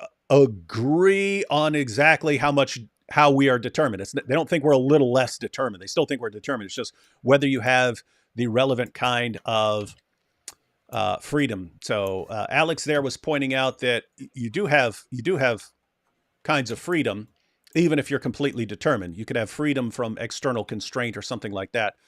A libertarian is normally going to require that you have some sort of freedom to do otherwise. In other words, you're not responsible if you could not have done otherwise. And so if you're determined, you actually couldn't do otherwise. And so libertarians generally want to believe that we are in some way indeterminate. That if I stopped right now suddenly and we were able to rewind the clock 5 minutes, I could actually do something else. Like everything exactly the same. You could rewind the clock and perhaps I could do something different this time. Very difficult. That's kind of weird, but Alex is going to explain why. Do you want to say something before I jump back into this? No, I'll save it for later. Okay, good, because I'm sure it's really, really important. AP, talk about master debater. And evolutionary drives. That's what's happening. Now, call that nihilistic if you like, that's a separate question, but a sort of Schopenhauerian view that you can do as you will, you just can't will what you will. And that you are essentially just a biological machine reacting to its internal and evolutionary drives. That's what's happening. Now, call that nihilistic if you like, that's a separate question, but as to the question of how this would make one act, the idea that this might cause us to sort of lay around in bed all day or something, the very mechanism that I think is responsible for eliminating the possibility of free will, that is, the drives that make people do what they do, like I say, do exactly that. Make people do what they do. They make them get out of bed in the morning. Why do you get out of bed and go and make your breakfast if there's no free will? So you go and get breakfast because there's no free will and something is driving you to do that that's outside of your control. For sure. Faux show. Yeah, so as far as Ben Shapiro's criticism, I mean, he's got a couple of them sort of jumbled together. But as far as what Alex is responding to there is the idea that, and Ben's the one who brought up like getting up, getting out of bed. What makes you get up and get out of bed and go do your show and all this stuff? It's because it's built into you to think that, hey, I have my reason and I can think freely through this issue and other people can as well. And so I'm trying to reason with them and have discussions about ethics, and we're capable of changing our positions in evaluating reasons in a non-determined fashion. And it sounds like Ben's saying that's what you assume you're doing. And then Alex's response is, well, suppose you think that if someone is determined, if someone believes he's determined, he's just going to sit in bed and go, this is what I'm determined to do. Or is he going to get up and continue living and going and doing all the, same things he would do? So I would say Alex is entirely correct on this, that even if you believe you're completely determined, you're still going to get up and make breakfast and go to work and do things you're interested in and so on. The real area where this would come into play is what happens when you've done something wrong. If you're an actual hard determinist, you believe you are determined, you were completely determined. And so it would affect your view of your own moral responsibility. Whereas someone who's more like a libertarian it seems easier to blame yourself. Say, hey, I should have done something else. Whereas it's not really open to you on determinism. We good to continue, AP? Or are more your perverts going to come over here and say perverted, awful things? The thing is, many years ago, I think I was obsessed with the topic and read a bunch of stuff, thought about it lengthily, listened to different perspectives, watched some interviews that I talked to you about before, some documentaries and some from a neuroscientific perspective, and I feel like I dropped it at some point because I felt like I'm breaking my brain, and in the end, this entire discussion is just about it's just theoretical. It's just about figuring out how things actually work. But in the end, it doesn't change anything at all. It is all just about theory. It could, however, help understand why people do the things they do, whether people should be, punished in certain ways for the things they do or not, and all that. But it's largely theoretical, and it will not necessarily change the way people act. You can come to the conclusion that nothing is in your hands, but you will still, get out of bed, eat breakfast, live your life, because that's what you can do. That's what the body that you are living in demands. The theory doesn't change the fact that in reality you exist in this world. Yeah, there is a distinction between determinism and fatalism. Mm-hmm. And lots of people think that when we're talking about determinism, we're talking about fatalism. Mm-hmm. And that's my kind of natural view. Like before I was a Christian, that's like determinism for me was basically like fatalism in the sense that whatever I do, I was determined to do. So it's not like I could, what else am I going to do? In other words, if I'm standing by you and I slap you in the head, well, I was determined to do that. So how can you even blame me, right? But fatalism is the idea that whatever happens is going to happen. It doesn't matter what you do. Now, notice that's not the same thing as determinism. It does matter what you do. It's just you happen to be determined in what you're going to do. But what you do actually does play a role. So, let's see. Jesse here says, shaky niece, the nervous Muslim. Shaky knees. Oh, shaky knees. Yeah. Shaky knees. Samuel here says, hi, David. My recent live stream has been targeted by copyright strikes. Was called Kung Fu Islam. How do I avoid this? Appeal takes forever as well. Well, Samuel, it depends on whether you're actually violating the copyright rules. Yes. If you were, then yeah, you're just in trouble and you got to be more careful. If you weren't, and some people do file false copyright strikes and so on, then yeah, you're going to have to fight it, and it's just going to take a little while. Usually they try to evaluate pretty quick. It does suck because they'll give the other person like 10 days or 30 days or whatever to deal with that and so on. But yeah, sometimes you just got to fight it. True story. True story. To get back to the nihilism point, which you kind of put aside, so that means that this conversation is essentially worthless in any sort of real sense. I mean, effectively, we were driven here by evolutionary biology and environment to have this conversation. Everybody who's watching this is driven by evolutionary biology and environment to have a particular reaction to that thing, and ever round the cycle goes.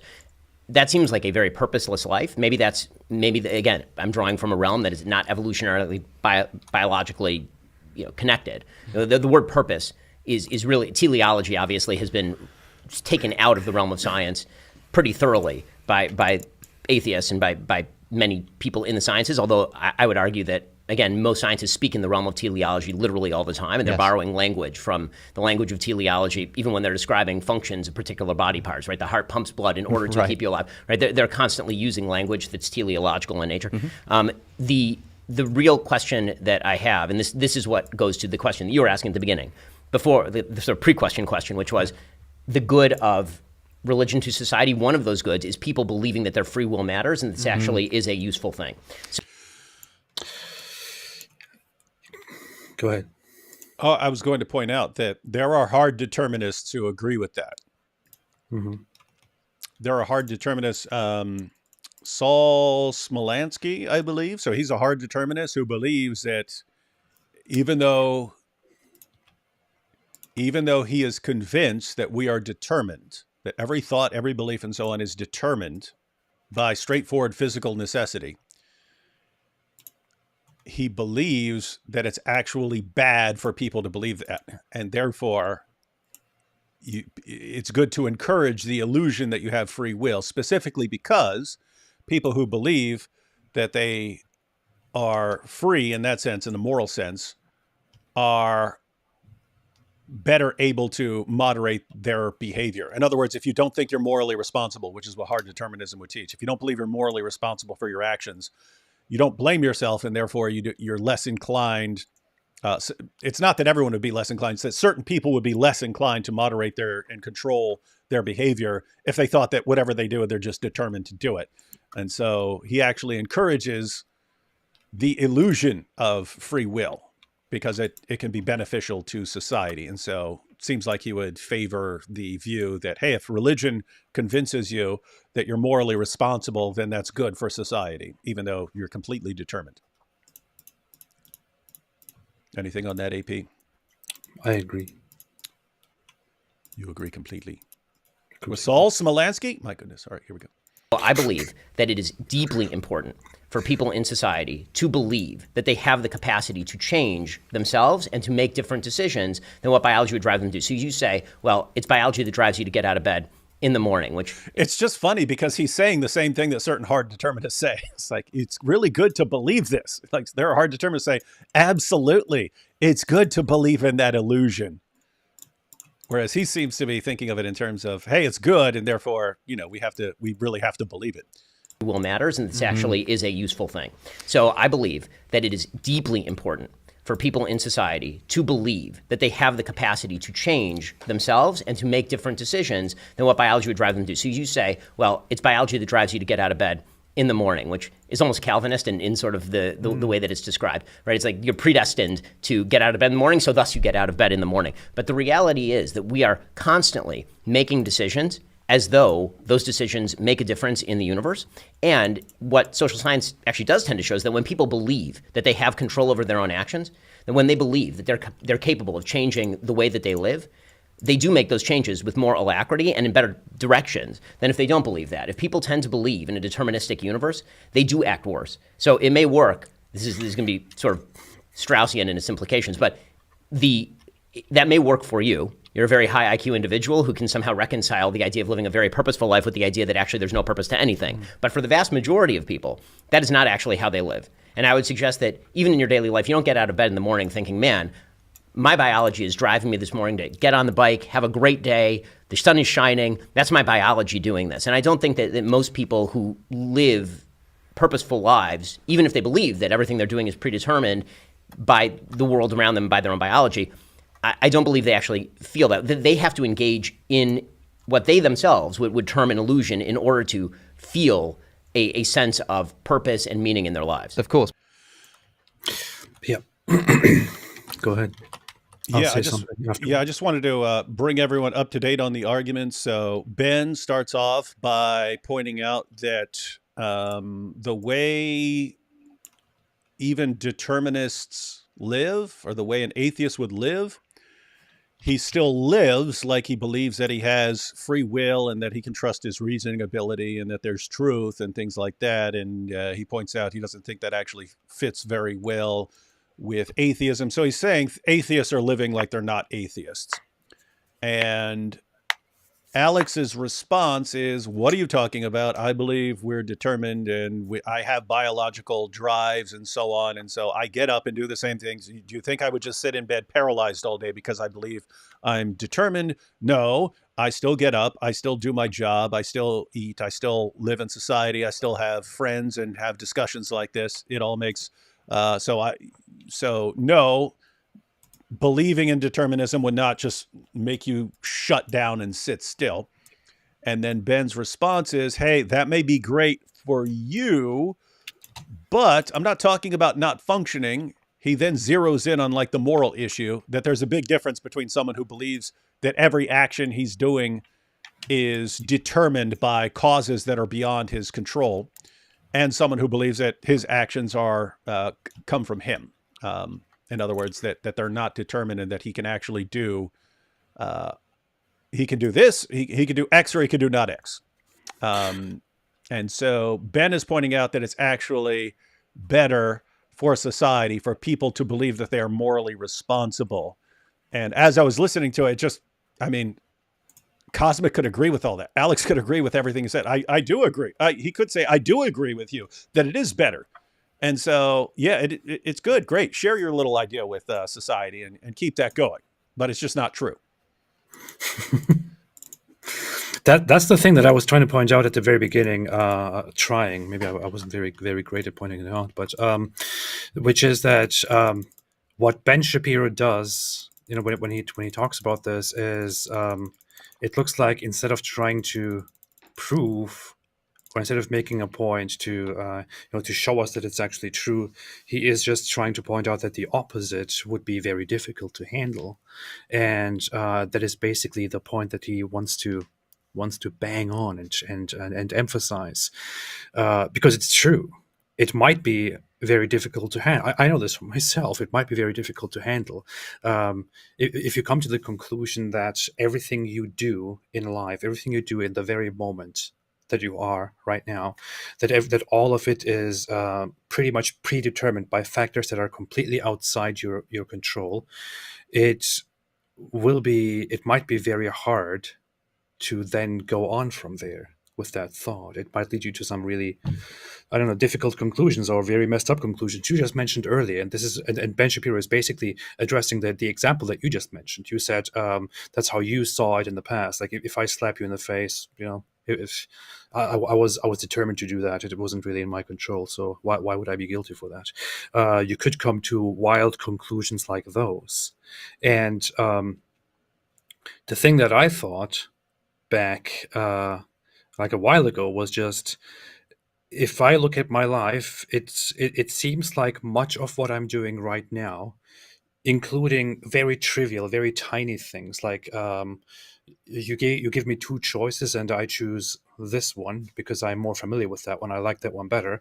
But that might be because I was raised at a certain place by certain parents in a certain environment at a certain point, and some things happened to me throughout my life which led me to preferring that specific thing, which now makes me want to do that very specific thing. So there is a lot of stuff that is completely out of my control until I get there. Even to that trivial extent, it looks like I have very little freedom in how I think, how I act, and so on. But knowing that, what am I supposed to do with it? Okay, I might accept that in theory everything is I am basically at the mercy of a bunch of factors that are totally out of my control. But okay, so be it. I still have to go on and, you know, eat dinner now and then go on. And be completely miserable and depressed because nothing you do actually comes from you. Yes. Stephen M. here says, God is to be presupposed since the alternative is absurdity. Arguing is unbiblical. And by the way, this is why I said Ben's argument here is sort of he's not giving the full presuppositionalist argument, but he's in that direction as far as, hey, in our daily living and experience and reasoning and so on, here are the things that are presupposed. But Stephen here says, God is to be presupposed since the alternative is absurdity. Arguing is unbiblical since it speaks of all men bearing this knowledge. It's a suppression of truth and the dimming of conscience. I'm not sure about arguing being unbiblical since there are arguments in the Bible.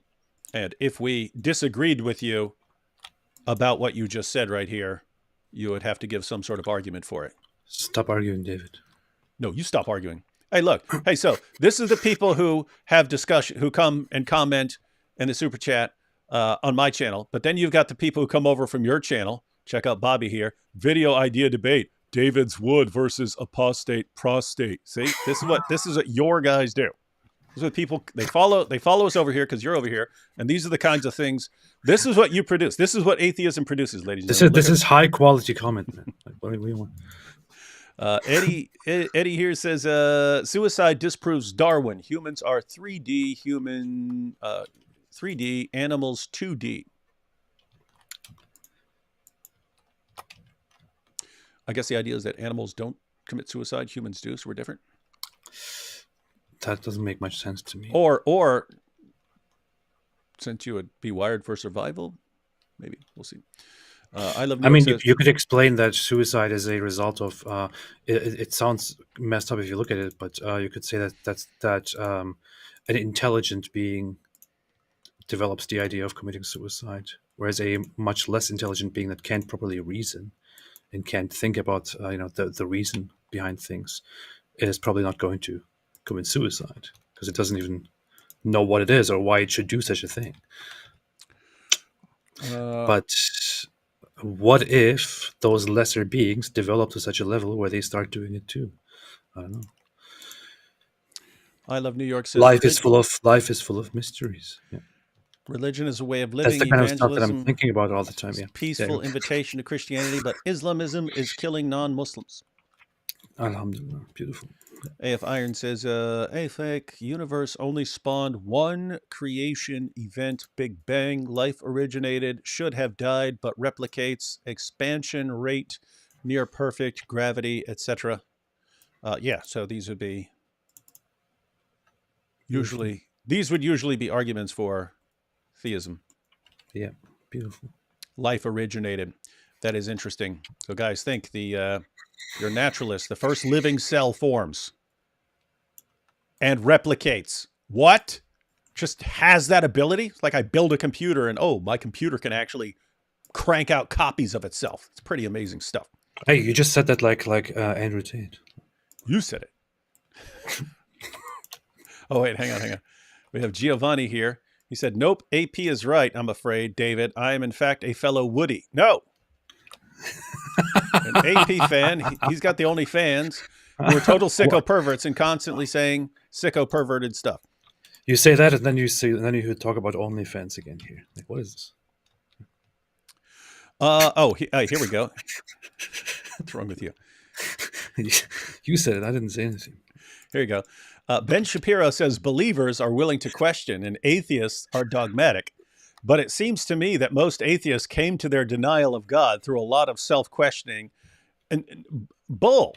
No, they didn't. They're sitting there. They're sitting there watching stupid videos on YouTube, going, "Oh, he says Richard Dawkins says I'm smart if I just run around going Sky Daddy, Sky Daddy, Sky Daddy, and I could be smart of the smart group. Okay, I'll be that." That's how you came to atheism. No, I'm not talking about UAP. I'm talking about most of your fellow atheists. I am most atheist. You were just completely reasonable. Yes.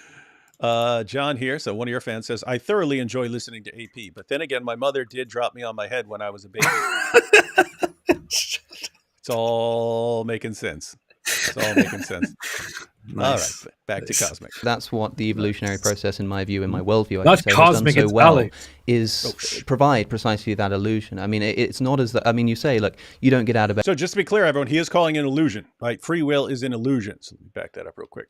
By the world around them, by their own biology. Saying, I don't believe they actually feel that. They have to engage in what they themselves would term an illusion in order to feel a sense of purpose and meaning in their lives. Of course, but that's what the evolutionary process, in my view, in my worldview, I should say, has done so well, is provide precisely that illusion. I mean, it's not as that. I mean, you say, look, you don't get out of bed in the morning thinking, gosh, look at my biological My neurons drive. are firing, yeah. Of course not, because if I did, then the whole evolutionary purpose that this illusion serves would fall away. I mean, you say that this is a fairly purposeless life, and perhaps the implication is that it's a bit of a depressing one. I didn't come here to inspire optimism in people. I just think it is in fact the case. By the way. It is in fact the case that free will doesn't exist, and we may feel very nihilistic towards that, but as a wise man once said, facts don't care about your feelings. And Well played. See, hey, Muhammad Hijab fans, if you're watching, that's how you sick burn someone. That's a sick burn right there. Well played. Yeah, guys. So, if you're not familiar with Ben Shapiro, he's famous for saying facts don't care about your feelings. So if he's arguing about something, well, I feel, and facts don't care about your feelings. And so Ben's case here is a lot. It is a lot to do with, hey, this would be much better for society if people think like this. And so, Alex says, facts don't care about your feelings. Very nice. Very, very nice. Very, very nice job. And Zaid here says, how about free choice instead of free will?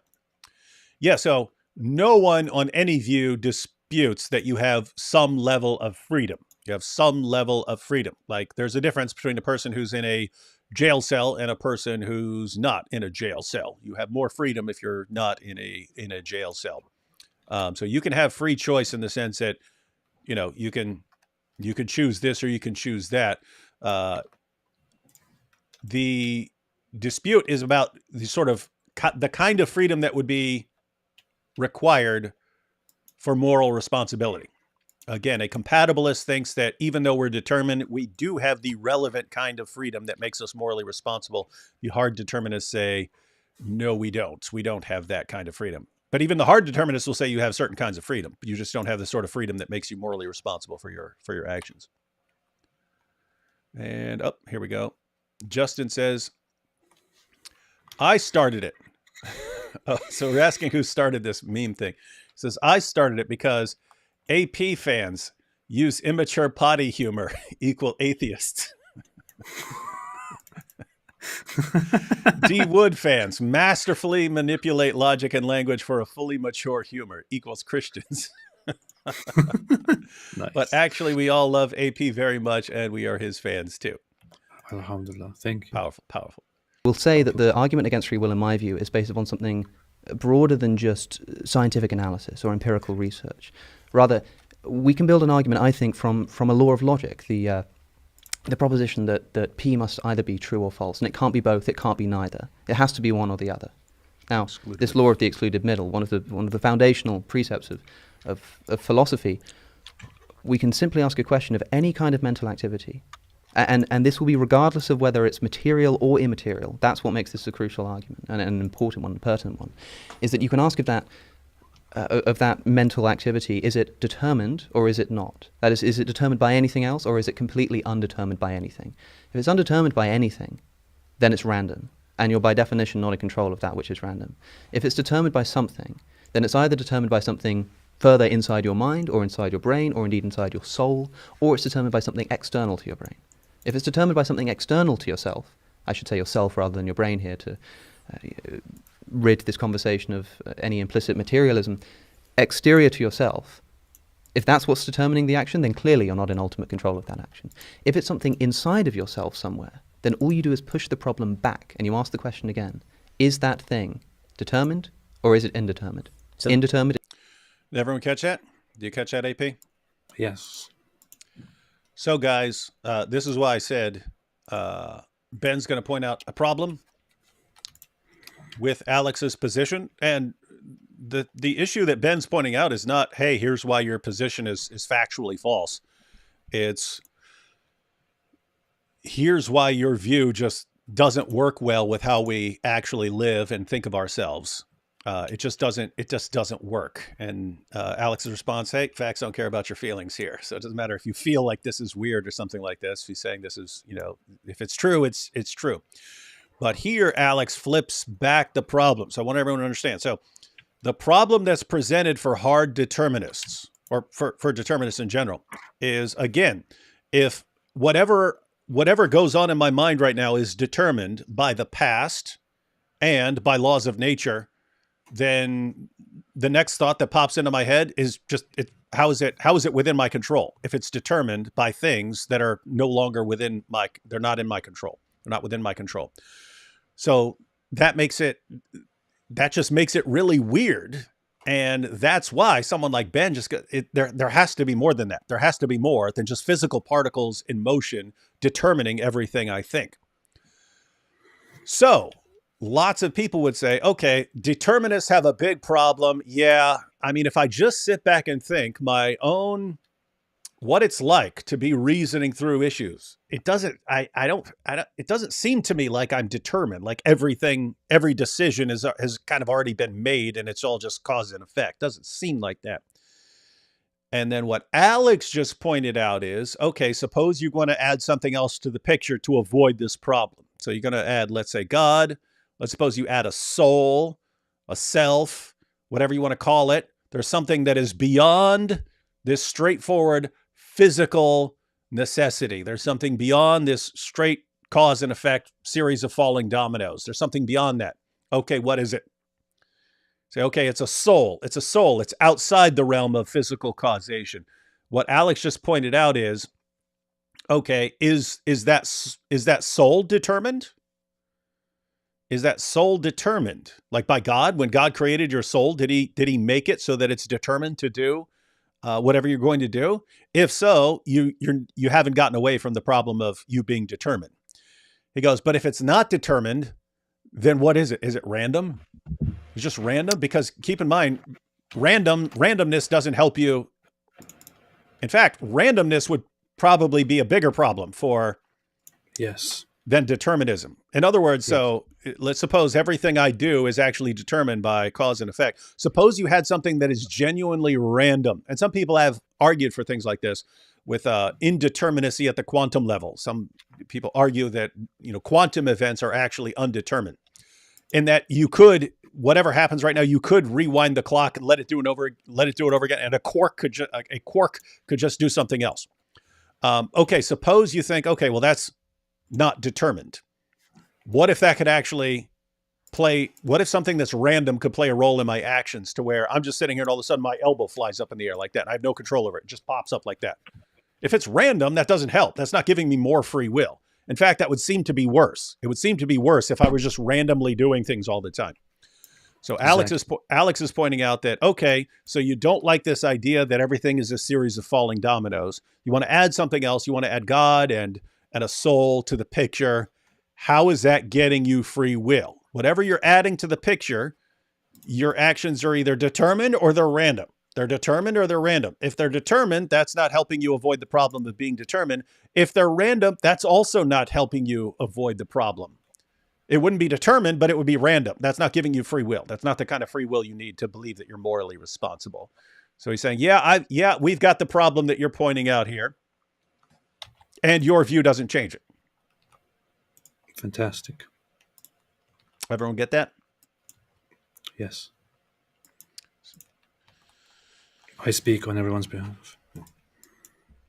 So let's see how Ben is going to respond to this. Random, determined, you keep going back until you either terminate in something outside of the self, something, or I suppose something undetermined and therefore random, either of which you are completely out of control in. If you say that it terminates in something like a soul, people like to do this. They say, well, look, with a religious philosophy, we have the benefit of introducing a soul. That doesn't solve anything. Because you still need to, it's not a matter of having to explain the mechanism by which the soul brings about actions. That may well be a mystery. But if it is the case that whatever it is that's doing that is either determined or it's not, and that if it's not, it's random and therefore out of your control, and that if it is, it ultimately terminates in something outside of yourself or something random, and both of which are out of your control, free will cannot exist. Well, so I would be careful. That argument does. So just to clarify, it's Alex's position is that free will, in the sense that's required for a libertarian, that's required for genuine moral responsibility, or whatever, it's an illusion. It's incoherent. It doesn't matter what you appeal to beyond physical necessity. It doesn't give you the sort of free will that you think you have, or that you think is required. You just don't have it. Too bad. Live with it. Facts don't care about your feelings. Is that your view, AP? No, yes. No, yes, probably. See, there you had some random quantum fluctuations causing AP to stutter. Yeah. And the complete deconstruction of the self. Right? I mean, you're using the term self in this argument in, I think, a couple of different ways. You're saying something outside yourself, but then you're breaking down the self into a bunch of separate components as though the self is a computer. Right? As though if you took the self and you broke it down into a machine, and there's like the microchip, and you've got the processor, you've got all these different parts of it. So it has to be coming from here, or it has to be coming from here. But I think the very idea that we have of ourselves as selves is as a deciding being. And so the attempt to carve that down into, so which parts of the deciding being, that is an avoidance strategy. So I don't think that the argument quite holds. Well, if we can call the self just a deciding Call it a deciding being. Then that sort of fundamental assumption that we make about the nature of the self, I don't think is going to be incompatible with atheism. How so? Because we're talking about what the self is here. I mean, atheists believe in the self. Everybody believes in the self. Well, no, that's not. I mean, that I find difficult to believe. Why would an atheist believe in the self? The self. Well, you believe in the self, just not in the way you're talking about it, maybe, right? So here it would be, everyone believes in a self. It's just going to be what your definition of the of a self is. So where Ben is going with this, and this is why I said, guys, if you go to the philosophers who are dealing with these problems, they will be more careful in laying out their premises and defending them, and they can even bring in like experiments, like neurological experiments and things like that. these guys are doing a great job at getting to what the actual discussion is. And it doesn't go beyond that. What they're saying right now, this is where the discussion is pretty much at. It can get more sophisticated and so on, but these are the basic positions right here. So, hey, you've got a problem if you think you're determined and you think all of our mental, whatever happens in our minds is just like falling dominoes that are determined by particles, completely mindless particles. That's a problem, because now my thoughts, which I think of as rational, are caused by irrational processes, right? So that's a problem. And then Alex points out, well, you've got a problem too, because if you're trying to avoid determinism, whatever you want to add to the equation, a soul, whatever, it's either determined or it's random. Neither one of those makes you morally responsible. So it doesn't help you with the problem. And then Ben, where Ben is going to go with this is, yeah, I don't know how this works. That's where Ben's going to go with it. I don't know how it works. Given physical necessity, I know what that leads to, and I know that can't be the ground for human freedom and moral responsibility. The soul, no idea how that would work, but I don't have to. That's what his position is going to be. So the real debate comes down to, ladies and gentlemen, the real debate here, and your answer to this question would kind of depend. I mean, that's going to massively influence which side of this debate you're going to be on. But the basic case for libertarianism, libertarian free will. So that's, I am not determined by physical necessity, and I'm morally responsible. I have the freedom to do other than whatever I'm doing right now. I had the ability to do otherwise. The real case for that is just, what's the best source of information about how my mind works? Your answer to that question will pretty much decide which side you're going to be on. A libertarian generally thinks, what's the best source of information on how my mind works? The best source of information on how my mind works is me thinking. That's what it is. Okay. Does my thinking seem like I am completely determined? Like I can't, like it's non-rational processes that produce all of my thoughts and so on. No, it doesn't. It doesn't seem like that to me. And therefore I'm going to reject the idea that all my thoughts are just particles in motion and so on. I'm going to reject that. Or you could think that the best source of information about what goes on in your mind is like neurological studies and studies of the brain and so on. You know, if you do that, then okay, it's particles in motion and so on. So you're going to kind of favor that view. But notice we're kind of getting all of the big ideas in the free will debate from these two guys, who, by the way, are the two people on the planet who always look like kids to me. That's true. I don't mean that in an insulting way. It's always good. If you get someone who's in his 20s and 30s and he looks like a kid, then guess what? When he's 50, he's going to look like he's 30, right? So, any thoughts on any of this, AP? Nope. Very well. Very nice. Hey, since you brought up Ray Comfort like a jerk, people still bring up Ray Comfort's banana stuff. Watch The Fool. Why Ray Comfort is atheism's #1 clown man. Only fair to represent him honestly, unlike AP. Why'd you straw man him? I don't know. That's all I know. All I know is to straw man. Okay, so we got this here, folks. Everyone check this out later. The Fool, why Ray Comfort is atheism's #1 clown man, so we can actually represent him honestly. All right, let's see where they go with this. Guys, and by the way, there's not much more of a discussion on free will. You kind of get down to these issues, and there's really nothing that you can say that just says, oh, this proves that this view is correct. It's kind of, okay, what do you think is the best source of information about how you arrive at your beliefs and what your cognitive faculties are and so on? If you think it's this, you kind of end up over here. And if you end up with this, it's over here. And here are the problems with this view, and here are the problems with that view. And so which do you think is most accurate? That's where it's at. Did you ever see Free Willy? That whale movie? Yeah. No, I remember the advertisement though. I remember the whale jumping over the kid or something like that in the trailer. That's all I remember. Okay. Why the heck? See, we talk about the kind of fans. Talk about the kind of fans that AP brings over, just randomly spouting stuff, as opposed to the my fans who stick to the issue and just. Yeah. Hey, you said free will. That's like Free Willy. You know the Free Willy? Hey, did you know about whales? Have you ever seen whales before? Did you know that there are whales?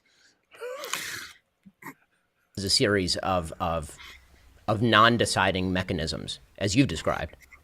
I see that your view of the self is an atheist view of the self, a meatball one. Yeah, actually, that's interesting. Let me back this up a little bit. But he points out he's calling it the deciding self. So you have to name whatever this extra factor that is beyond physical control is. And some people would just usually call it an agent or something like that. You could call it the soul. He's calling it the deciding self. And he's saying that your deciding self is somehow composed of all these non-deciding things. All these things that don't decide somehow add up to are the parts of the deciding self. So. Because we're talking about what the self is here. I mean, atheists believe in the self. Everybody believes in the self. Well, no, that's not. I mean, that I find difficult to believe. Why would an atheist believe in the self? The self is a series of non-deciding mechanisms, as you've described. I see that your view of the self is an atheist view of the self, a meatball wandering through space, as I've put it somewhat colorfully. The sort of Spinoza idea that you're AP, the meatball wandering through space. Stone that's been thrown, and you can comprehend that you've been thrown, but you're a stone that's been thrown, and that's just the way that it is. Why would there be in atheist philosophy such a thing as a deciding self? The deciding self, the deciding being, is external to the idea of an evolutionary cause, because the very word deciding suggests uncaused decision making, and you've just excluded it through your own philosophy. Uncaused decision making, I suppose, is a concept that I think is unintelligible, and therefore, if there is an unintelligibility of the self on atheism, I suppose the thrust of the criticism that I made to essentially every point you made in that video, except for the argument from motion, is that what you're saying to me, if it applies to atheism, I think simultaneously applies to theism as well. How so? An uncaused decision. I mean, what is the process by which a decision is made? But now you're falling into the same sort of argument that I excluded at the beginning, which was I said that the beauty of religion is that there's a bunch of stuff I don't understand. So I can't explain to you how the uncaused self makes decisions. Well, then I can't explain to you how the uncaused self exists on an atheistic But you have a framework. burden and I don't. Meaning that I don't think that's the case. You do, though. I mean, the simple fact is that you are the one who's claiming that a reasonable materialist universe is the cause of all. And so if that's the case, you do have to explain the mechanism in a way that I certainly do not. My entire philosophy rests on the positing of an entire realm of things I don't understand in terms of their interaction with the world. Now, as I said at the very beginning, that leaves me a giant escape hatch. I'm not going to pretend that that's not a giant escape hatch. It acts in practice as a giant escape. That's the problem here. That precisely is the problem. But I'm really wondering how Alex will respond to this. Yeah, so it's just, I just keep wanting to make sure everyone's getting the point of what's being discussed here. So Ben points out, hey, you've got this problem. Alex responds, actually, you have the same problem, because you can't explain how you have this self that you're talking about, which can do these kinds of special things. And Ben's response is, when we're talking about naturalism, I understand naturalism. We understand how particles in motion work. We understand how physics work. We understand how biology works. So these are the only tools you've got at your disposal to explain ourselves. And Ben's breaking down, and this just doesn't work. And Alex's response is, well, it doesn't work on your view either. And Ben's response, well, I don't say I know how a soul works. I don't understand. There are all sorts of things in my worldview that I don't understand. And there it's going to look like, leave it to God. Yeah, there it's going to look like you're just almost like you're playing around. Like, hey, why are you holding yourself to a different standard than you're holding me to? And they're both kind of right here, because Ben is right in the sense that, hey, if I believe in a soul and I believe it's responsible, that I'm a morally responsible agent who is not determined because of this soul, I don't have to. I can just believe in that and not understand how it works, but I can believe that it gets me away from physical causation, because that's outside the realm of physical causation. And so I can say, okay, that sort of rescues me from this physical necessity. which kind of sucks in your view, Alex. And it seems like Alex is going, well, no, because all I can think of is that soul or whatever is either determined or it's random, and that's not helping you. So I don't understand how your view. And so Alex's position is all just incoherent. All the talk of free will is just, it's incoherent nonsense. It doesn't work. That's the thing. That's what I meant earlier, which is that it's all just a discussion about theory that goes into this unresolvable realm, and in the end doesn't change anything at all. It changes everything. Nothing. Hey, look, matter of fact, look at this. Yeah. Constantine the Nice. Great. To be fair, Schopenhauer was the OG black-pilled incel who, unlike Hegel, couldn't get laid, which is probably why he hated him. No wonder he was so depressed. So philosophy does matter, AP. Schopenhauer was actually married. Pretty sure. Oh, he said incel right here. But but he did think that he has this messed up view, Schopenhauer. So he had this messed up view that that love is just a concept, a lie, a survival tactic that humans subconsciously invented in order to consume each other for their survival without even liking each other. So it is they only make it up in order to reproduce, but normally they don't necessarily like each other. It's I don't know. It's pretty messed up. Hey, here Kendrick Starr says, "What are atheists' argument for life forming without God?" Didn't you say you like listening to Kendrick Starr? Who? No, not You Kendrick. said you listen to rap. No, this is Kendrick. It's Kendrick Lamar. This is a different Kendrick. Oh, okay. Well, it rhymes. There's not only one Kendrick. So what are atheists' argument for life forming without God? They go, oh, well, obviously we're here, so it must have happened. Durr. I saw one guy arguing that the original life form would have appeared as some sort of film on rocks, and then a later life would have eaten it all up, and therefore it would have eaten the evidence. Pretty good. That's pretty based. It's based. Alex got destroyed, but it's not his fault. He was determined to lose, just like Farfour. Ben got the better. Adams aligned at birth, paid by Mossad. Wow, nice. I really do like this discussion, that they are like a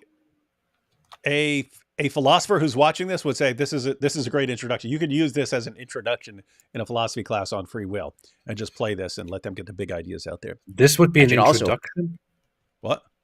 This would be an introduction. Yeah, you'd have to do basically what we're doing here. You watch it and then you pause and break things down. Yeah. Okay. Yeah, I get it.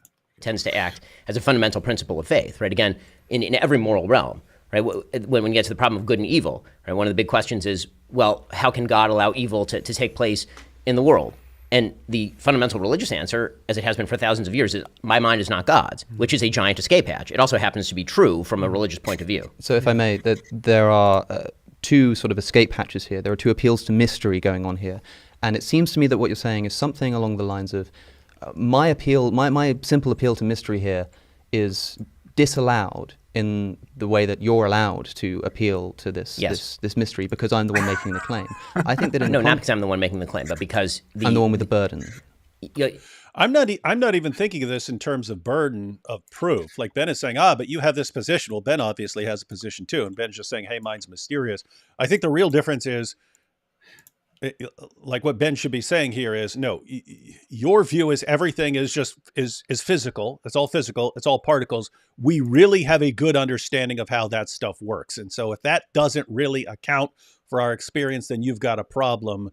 But we don't necessarily understand the supernatural in the same way. And therefore you can't challenge it in the same way. So again, there's something weird about that, saying, oh, my view is just, it's off limits for this kind of philosophical analysis. We'll just say, hey, it does it. It's a soul, and it fixes the problem. There's just one thing that I have a problem with that I don't entirely understand. So Ben did point out at the beginning that that his is not an argument for, but rather just an argument against the atheist position, to point out that that the atheists live in a delusion with their assertions and assumptions. True. Yes, they do.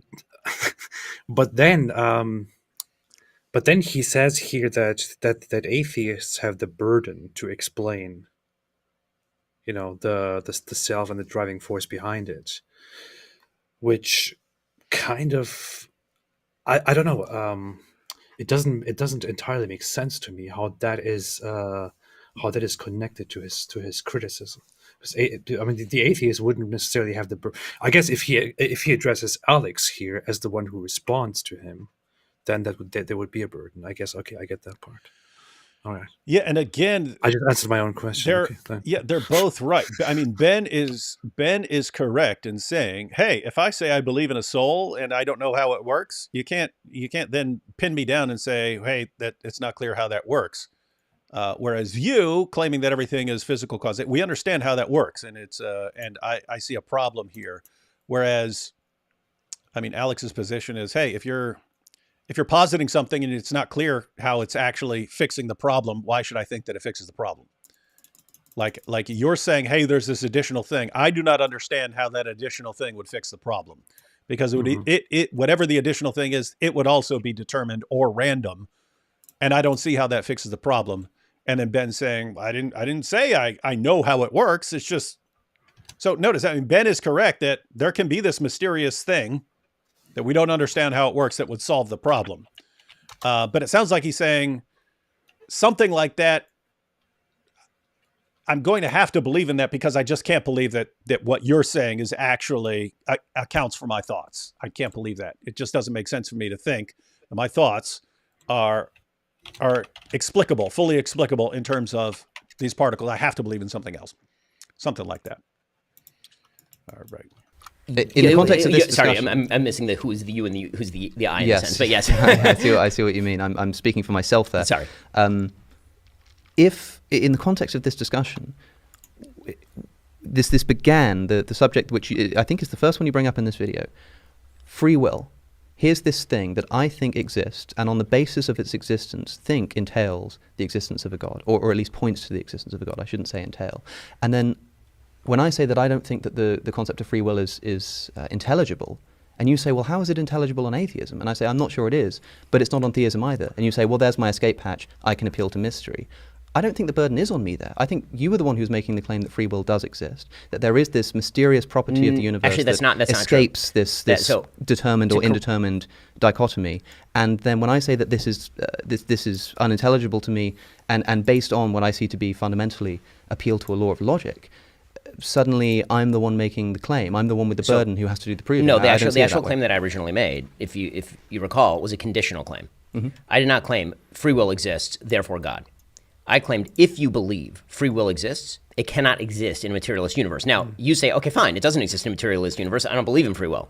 Yes. That's fine. That's totally plausible. As I said right at the top here, I'm not going to prove to you that God exists today. What I am going to say is that the vast majority of people throughout nearly all of human history have believed there is a thing called a self. It is a deciding self that makes these decisions. If you are a person who believes that, you're right. It can't exist in your world.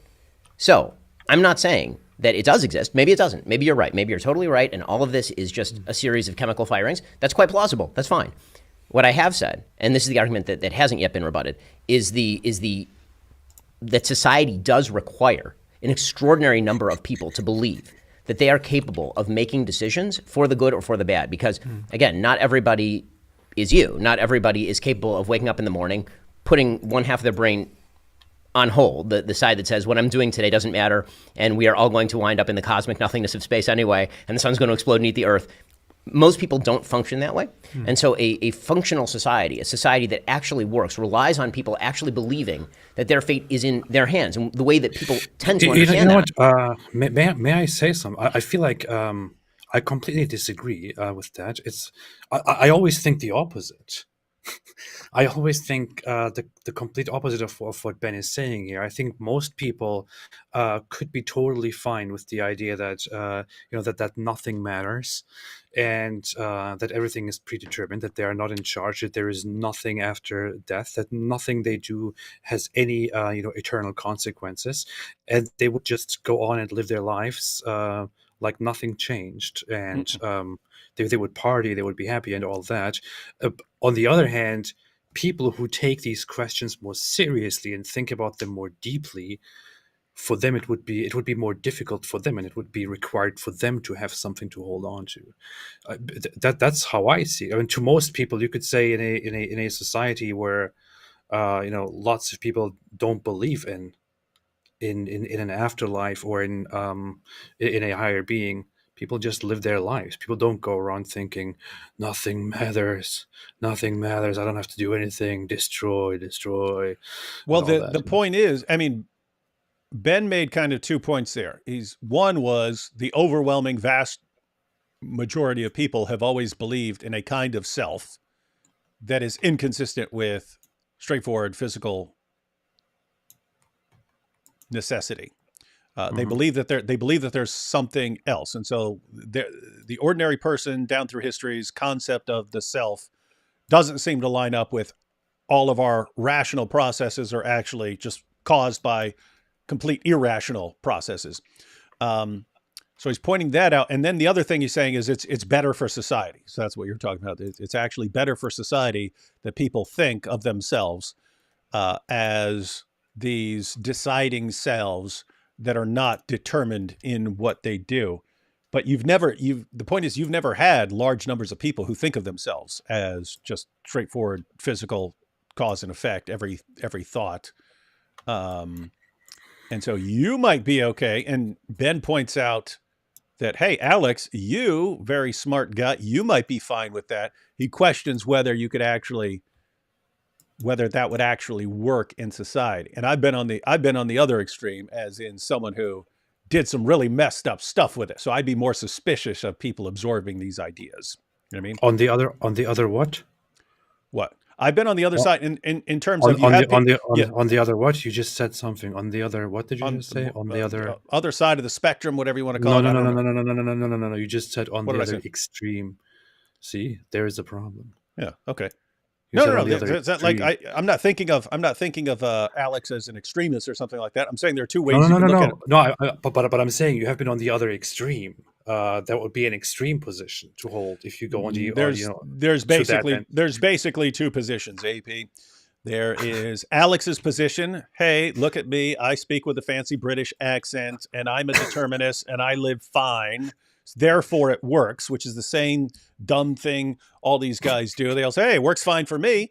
Works fine for me. Therefore, it'll work for everybody else. And I'm saying, actually, I've been one of the people who believed the exact same thing you did and came to some very, very different conclusions about that.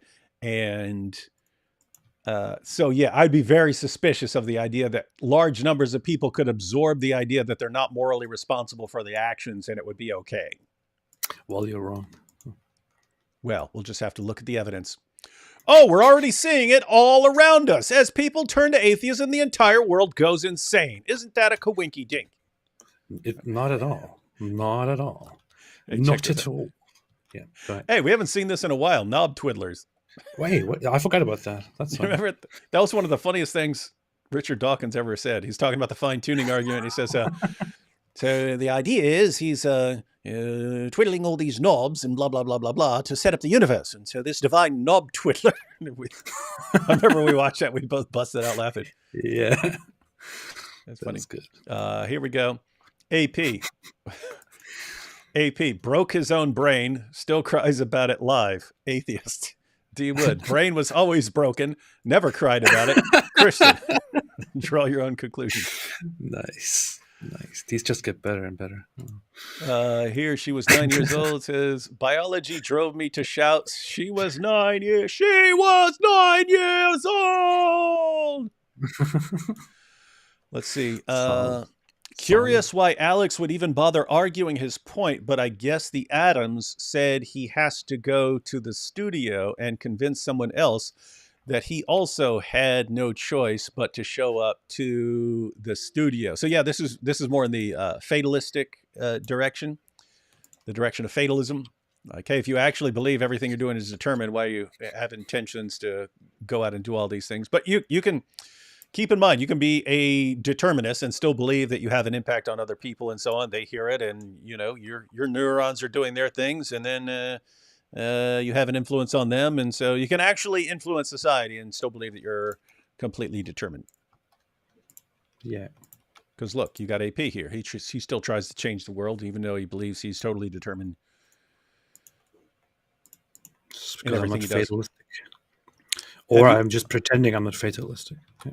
Have you seen the channel The Mahdi Has Arrived? No, and I hope I never do. That sounds fun. I want to see it. AP, have you seen the debate between Dr. James Tour and Professor Dave Farina, your favorite ex-Twitter personality, on abiogenesis? By the way, Jesus is the way. Really? Love you both. Yeah, I've heard about that debate. I've heard it was pretty much the opposite of this debate that we're watching right now. I can imagine if Dave Farina is there. On abiogenesis it was. Yeah, apparently they had a debate. I haven't seen it. A bunch of people have said Dave Farina started tossing around just insults and things like that. That's what he did to me on Twitter. Yep. You see what atheism leads to, ladies and gentlemen? But AP says, no, it doesn't matter what we believe. Okay, great. Then that guy is insane. He started becoming a hardcore Hamas defender, and basically saying, well, what do you expect if you put people in an open air prison? That's what they do. Like, I even show him videos of Hamas literally going and shooting civilians, evidence of all kinds of messed up things. And he's like, yeah, well, what about that? How about it? So what's so bad about this? And he's just insulting me the entire time. Well, it sucks that he's doing that, because it would be, what would be epic is if he had a debate with like a Muhammad Hijab type, where it's just going to be an insult fest, right? He's got to set him up with the right. You got to set him up with the right kind. If he just wants to hurl insults and so on at people, which it seems like that's what he wants. Yeah, he needs strange individual. We need to introduce him to some of the Dawa guys. Maybe on if there's any left that want to defend the scientific miracles of the Quran. Here we go. It looks to me like he's one of those atheists who would just side with the Islamists in a debate about science just to appease them. Yeah. Yep, can't trust those guys. Here we have Muhammad Hijab, Mojab. Use the promo code Mojab. I just want to speak with your wife for a second. Your husband is a coward. I'm the real man. Okay, guys, that's an actual quotation from Muhammad Hijab talking to Ben Shapiro's wife. Yeah. And so it comes up in this discussion on Ben Shapiro. Hey, Drama Llama here. Drama Llama. Says, I'm late. Does AP believe in free will? I would guess. I would guess it depends. I would guess you believe in some kind of free will, but not libertarian free will. Is that about right? I would have to say I left it at. It looks like everything is pretty much determined, and I don't know what to do about that. That's what I thought. Yeah. So that's your answer, Drama Llama. A non-answer. Yeah. All right, let's get back to everything looks determined, and I don't know what to do about that. Yeah. I get up in the morning and I make a decision whether I'm taking my kids to school today. I get up in the morning and I decide whether I'm giving charity today. I get up in the morning and I decide whether to go to a job today. Because the truth is that for a huge number of people, and I would say this is true for not virtually all, many, I would say the majority of people, if they were informed since the time they were small that their decision-making process does not exist, there is no decision to be made. Whatever's going to happen is going to happen. Those decisions have no moral weight in the universe because the universe has no moral weight. There is no way to create a functional society on the basis of these premises. There may be a Platonic world where philosophers can think about this in the gardens of their imagination and feel great about it, but that's not actually how society functions. Yeah, I was thinking about this, but debate. I'm looking at the actual topic is religion good or bad for society? So, okay, it is relevant to be bringing in just practical I'm not even saying what's true or not. It's just society is better if people think this way rather than that. Not for children, not for teenagers, not for adults. Yes. And we're going to go on and talk about that in the second section. I had free will to ask any of the questions I've had written down here, but I just didn't want to. I didn't want to stop either of you. It's been breathless and captivating. I'm sure you'll agree. Before Did you say it's been breathless? Yes. we go to our first break, we are going to go on and talk about society and how morality... You should have said breathtaking. ...undergirds society and civilization. May I just say, just I know we're coming to the end of the section, just to close off this moment, that if people listening agree with me that free will in fact doesn't exist, and simultaneously agree with you that free will is somehow necessary for the upkeep of civilization, then I would simply ask them to consider who's relying on the delusion here, you know? Yeah. And I don't mean that as an insult, but you see what I'm saying. Good point. Exactly. Yeah. Exactly. Yeah. Exactly. That's an important point to make here, but very nicely put. Yeah, there are again hard determinists who believe that every last one of this is completely determined in everything we do, who believe that we are not morally responsible for what we do because we're programmed to do whatever we do, and who believe that nevertheless it's good that people believe that they have free will and that they're morally responsible because that's better for society. So they could kind of agree with Alex that we're determined, and they could agree with Ben that it's better that people don't know that. I totally agree. And so from my argument, you would be, and from your argument, I would be. Yeah. Meaning I think that you are delusional, there's no free will, and you think I'm delusional in the sense that there is no free will, and yet I believe in it. Yeah. Something like that, yes. Yeah. So for you, Alex, just before we go to the break then, because we're trying to... So they're both delusional from the other's perspective. I love this exchange. I don't know, I just think both of these people are fantastic people, treat each other so nicely and are intellectually honest, and just that conclusion there is very wholesome. But I mean, think about it. I mean, for lots of people, them's fighting words there, right?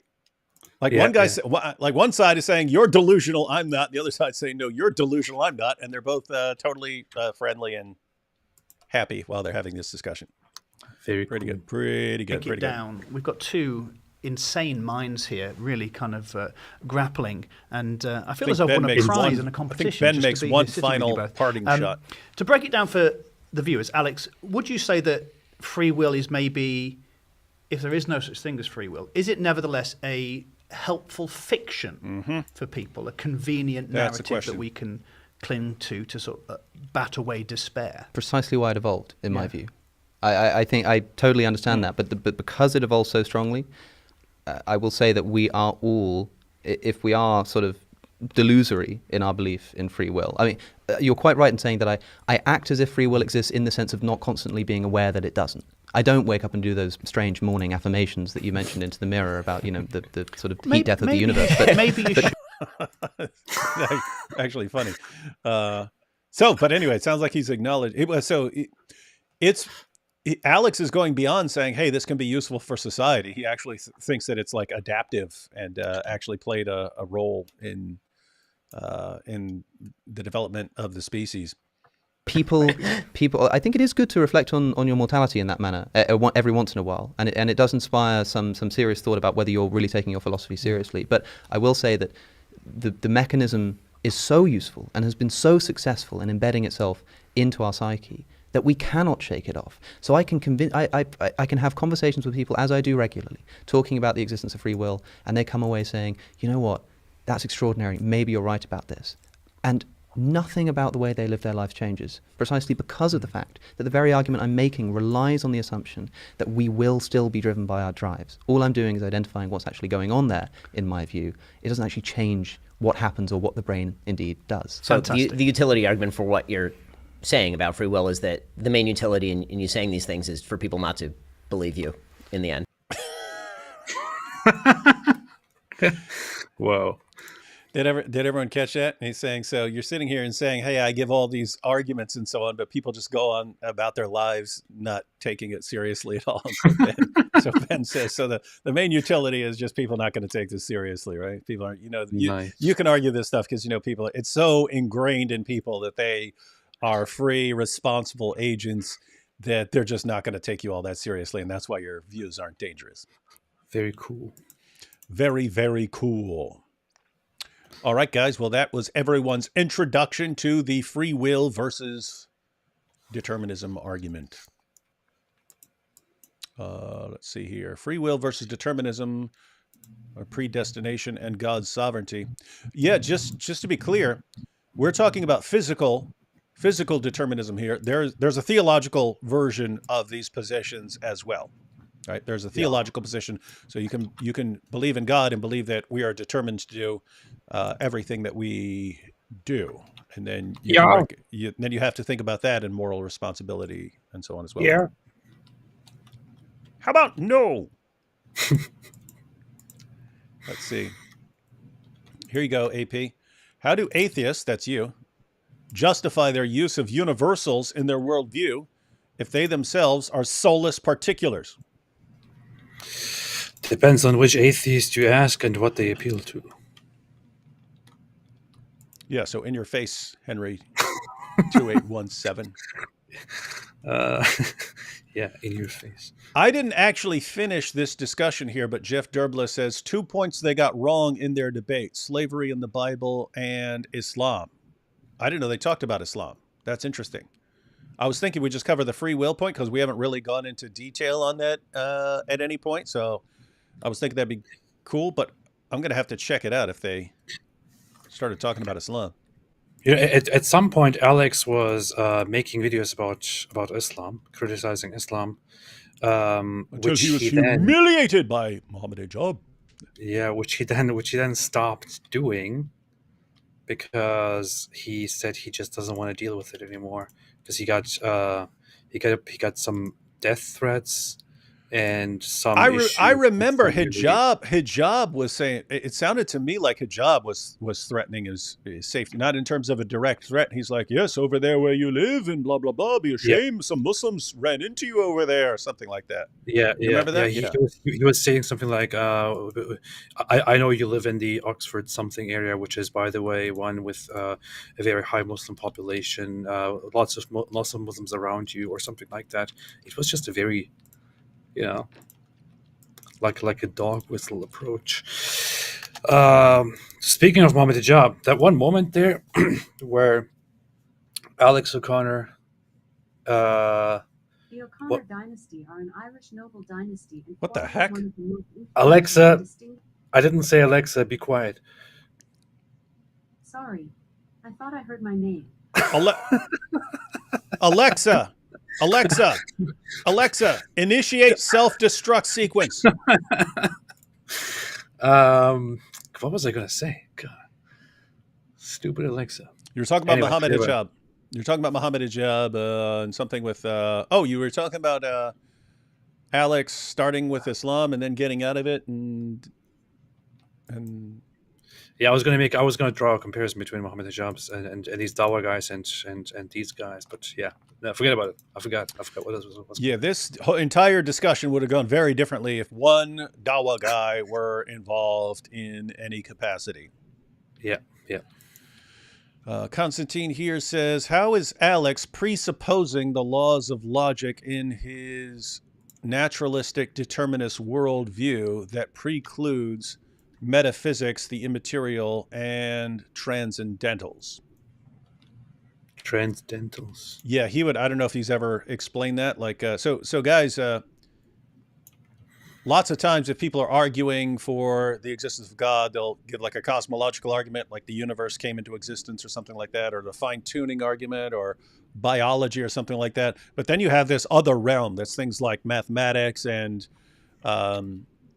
logical laws, moral laws. That it's in the realm of the conceptual. It's not stuff you study with a microscope or a telescope or something like that. These things they're abstract. And so the question is, what's the status of those things? But yeah, I'm not sure I don't know enough about Alex to say what he would think about those. Although we could ask him sometime. I chat with him sometimes. Oh yeah, is that your buddy? Yeah. David here says, I'm a little confused by determined. Does Alex also include me determining my actions? Because he says otherwise it's all random. I mean, I can decide what I want to do, and that is me being free, right? It depends on what you mean, David. So, I mean, anyone would say, yes, you're deciding what to do right now. The question is your decision determined by just physical processes and laws of nature? If so, then the question that arises is, what kind of free will do you have? You have some sort of free will, but what kind do you have? And the question is, do you have the kind that is required for your actions, for you to be morally responsible for your actions? So when we're talking about determined, it's not the same sense that Ben is talking about when he has this deciding self that he calls. It's you're determined by physical processes. And the processes that lead to your decision or your action are irrational. In other words, it's particles in motion. All this stuff was happening before you were born, and just by straightforward physical necessity led to your thoughts and your beliefs. And you thinking that you're deciding this, even though the decision's kind of already been made for you, in another sense. I mean, yes. There was this thing which we both talked about, right? Before we went live, even this big series of researches, which found some really interesting and really creepy things about the human brain in terms of determinism, which is why they were concluding that it looks like that there is some real determinism in place, neurologically seen, where they monitor human actions, and they find that before a person makes a certain decision, and before that person is aware that they make that decision, the decision is already made in their brains before they know it. Yeah, which is very messed up. Yeah, there's been creepy. Most people aren't familiar with this, but guys, there are creepy experiments that lead to very creepy, disturbing implications. So along the lines of what AP was talking about, there's one where they have you stare at a clock, like a sophisticated one, like right down to the second and so on. And they'll say, we want you to, whatever it may be, tap your finger or something like that. And you just randomly decide when to tap your finger. And what they want is you look at the clock and memorize the exact second for when you decide. You are consciously aware that you are deciding to tap your finger. And so you look and it's 12:03 and 59 seconds. Right now I decide.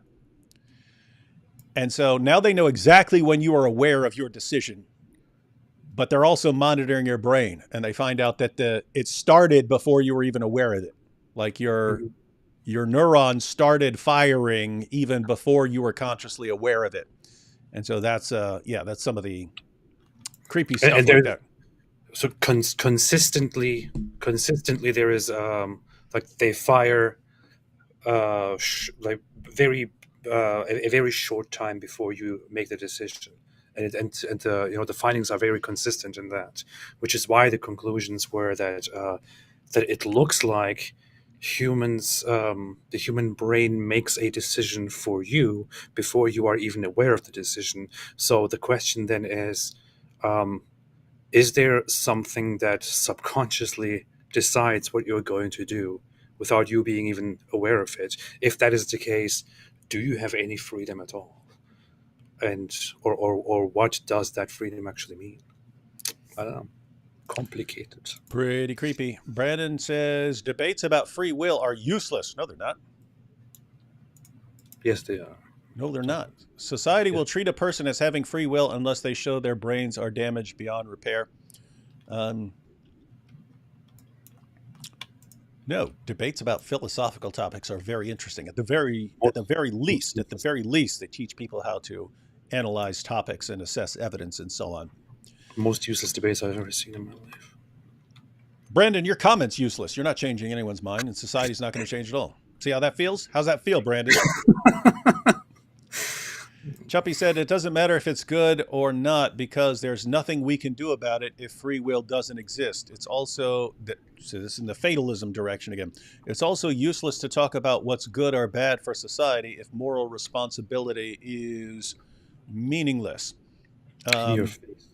No, you could still say, hey, even though I don't believe in real moral responsibility and so on, I still would like to live as nice a life as possible. And to get to get everything out of life I can, and therefore,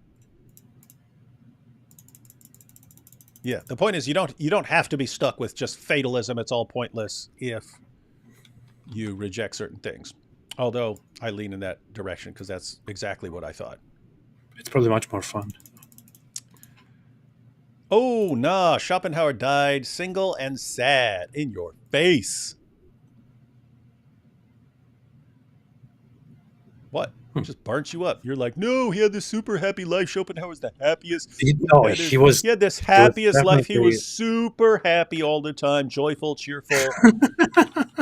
He was definitely not happy. I'm aware of that. And but I thought he married at some point. I don't know.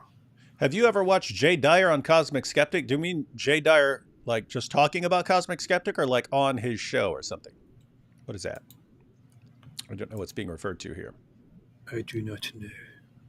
Here is a good Jewish apologetics search on a website. I'm not allowed to mention rational approach to Judaism. Let's see. Even as a theist, I recommend Alex's channel. He has great conversations. It's a good break from edgy atheists like Aaron Ra or AP.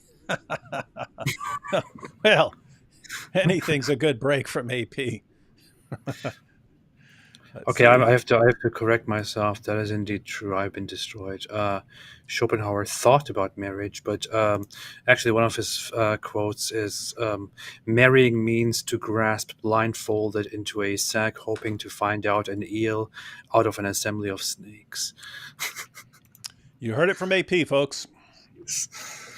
That is typical Schopenhauer. Yeah. Let's see. It's like a moho cult for Westerners. What did I miss here? Everyone says it's like a moho cult for Westerners. Everything is. Let's see. Hey, Eli here. It's Ellie, but he knows that Ellie sounds like a girl's name in America, so it goes by. Look at this. When he makes a super chat to you, he makes it $200. Yeah, and for you, it's $199. It's $199. Yeah. What is this? Yeah, in your face, AP. We all know who Eli really loves. He says, AP, when you accept Jesus as your Lord and Savior, you will get the extra penny. Love you both. Oh, okay. There, I see it. Nice. Let's see. Chuppy here says, the conclusion is childlike, simple, but naturalists must make it complicated in order to cope with the logical implications of all this. No offense. Yeah, and that's the thing. We went through all their arguments. At the end of the day, I'm kind of like in Ben Shapiro's position where I can recognize the problem with physicalism. So naturalism, materialism, anything in that ballpark, I can recognize the problems that presents for me trusting my cognitive faculties and trusting my beliefs and so on. And yet I'm also in the position where I would say to Cosmic Skeptic, I do not understand how the soul works.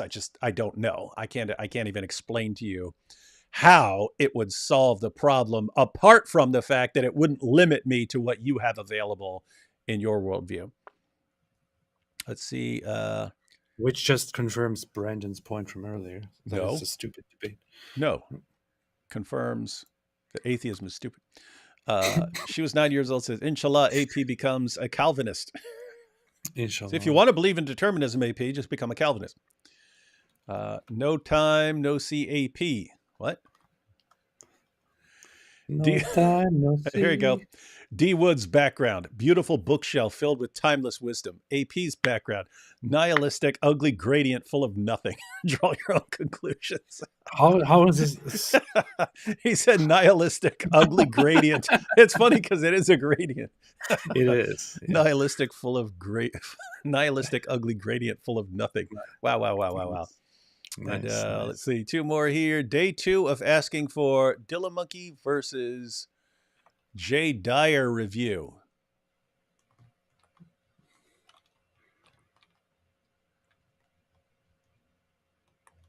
Hey, should we Yes. I've never checked that out.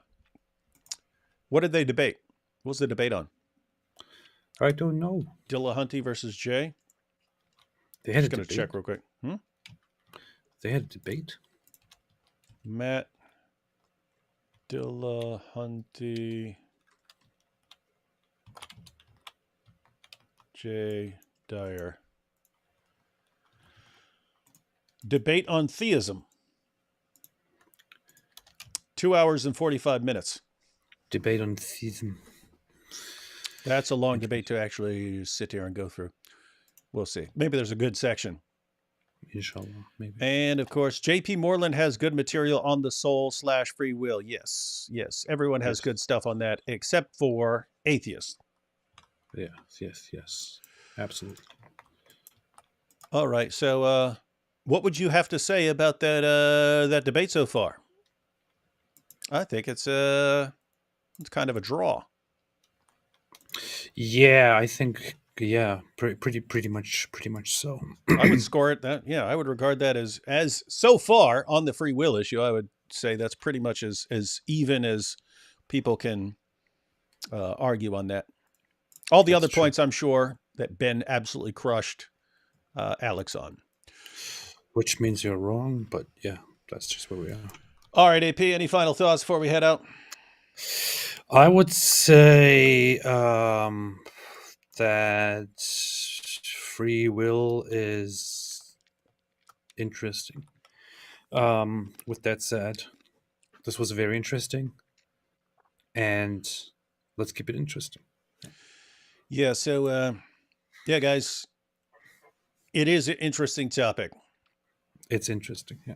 No, it's very, very interesting. And that's why, contrary to what other people have said, these things are very important topics just to think through them. I mean, think.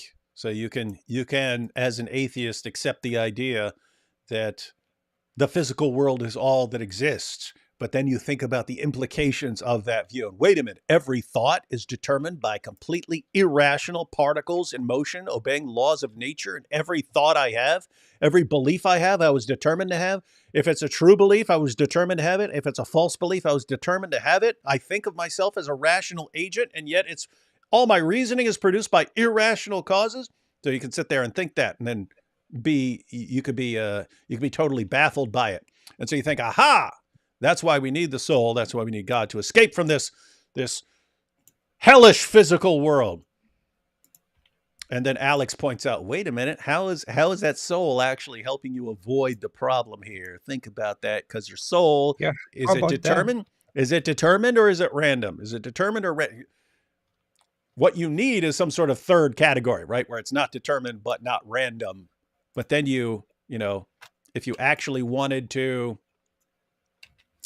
explain that, then you've got your work cut out for you. And that's what Ben was saying. I can't explain it. I don't know how it works. And so question is whether someone else can. But a real Chad, he will just accept the reality as it is without needing to have a delusion, and then just live life like a tough guy. Now look at the difference between my fans and your fans, AP. So we got my fans. I ask, hey, what's up with Dyer and Dillahunty? Calm, easy response. The Dyer-Dillahunty debate was a precept debate. So I'm guessing Dyer gave a precept defense of theism. And then one of AP's fans, of course, comes over here, and it's just $5 from Buster Hyman.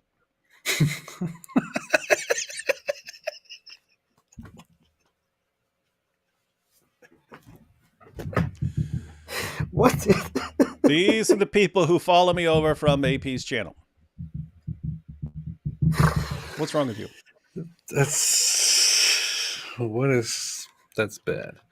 Christophorus here says, how does everything come from nothing if only life comes from life? Yeah, another problem atheists can't solve. And the Mahdi has risen channel. I would say lots of people Oh, don't okay. actually argue that nothing comes from nothing, or something comes from nothing. It's actually a very unpopular view. So The yeah, Mahdi. that could be a straw man.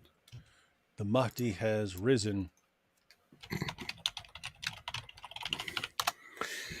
The Mahdi has risen. I don't see such a channel. I don't see that. I see the Mahdi has appeared. I don't see such a channel. So check yourself before you wreck yourself. So everyone check Oh, yeah, I yourself see before you appeared. wreck yourself. I see appeared. Yeah. Oh, and we actually did get a comment from Buster Hyman.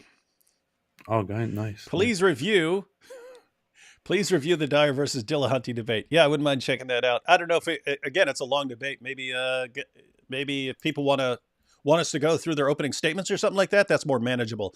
The point is, it takes us like 3 hours to go through a 20-minute clip. So if it's going through someone's opening statement, we can do that. If it's us actually going through a 3-hour debate, it would take us probably 10 hours. So that would have to be a really, really interesting debate. Yeah. And let's see here. I am an atheist. Lol. You don't get to claim me, David. Oh. Hey, No, I wasn't talking about whether you're atheist or Christian. I was talking about whether you have good manners. Now, generally, good manners is going to be more associated with being a Christian, but the point is, you can be an atheist who's been so... Look at the arrogance here. Look at the arrogance. The point is, you can be an atheist who's been so radically influenced by hanging out with good Christians that you end up with good manners. And I'm just saying, we have different people on different channels have different manners. True. And let's see. Khan says, AP is a legend. Thank you guys for keeping us informed and entertained. And finally, Constantine here. What's your source for that? Hey, what's Constantine keep calling Matt Dillahunty Dillamonkey? What's up with that? Dillamonkey was floundering at Philosophy 101 level questions and didn't even comprehend the is-ought problem. Yeah, I've noticed that he has a problem with the is-ought problem.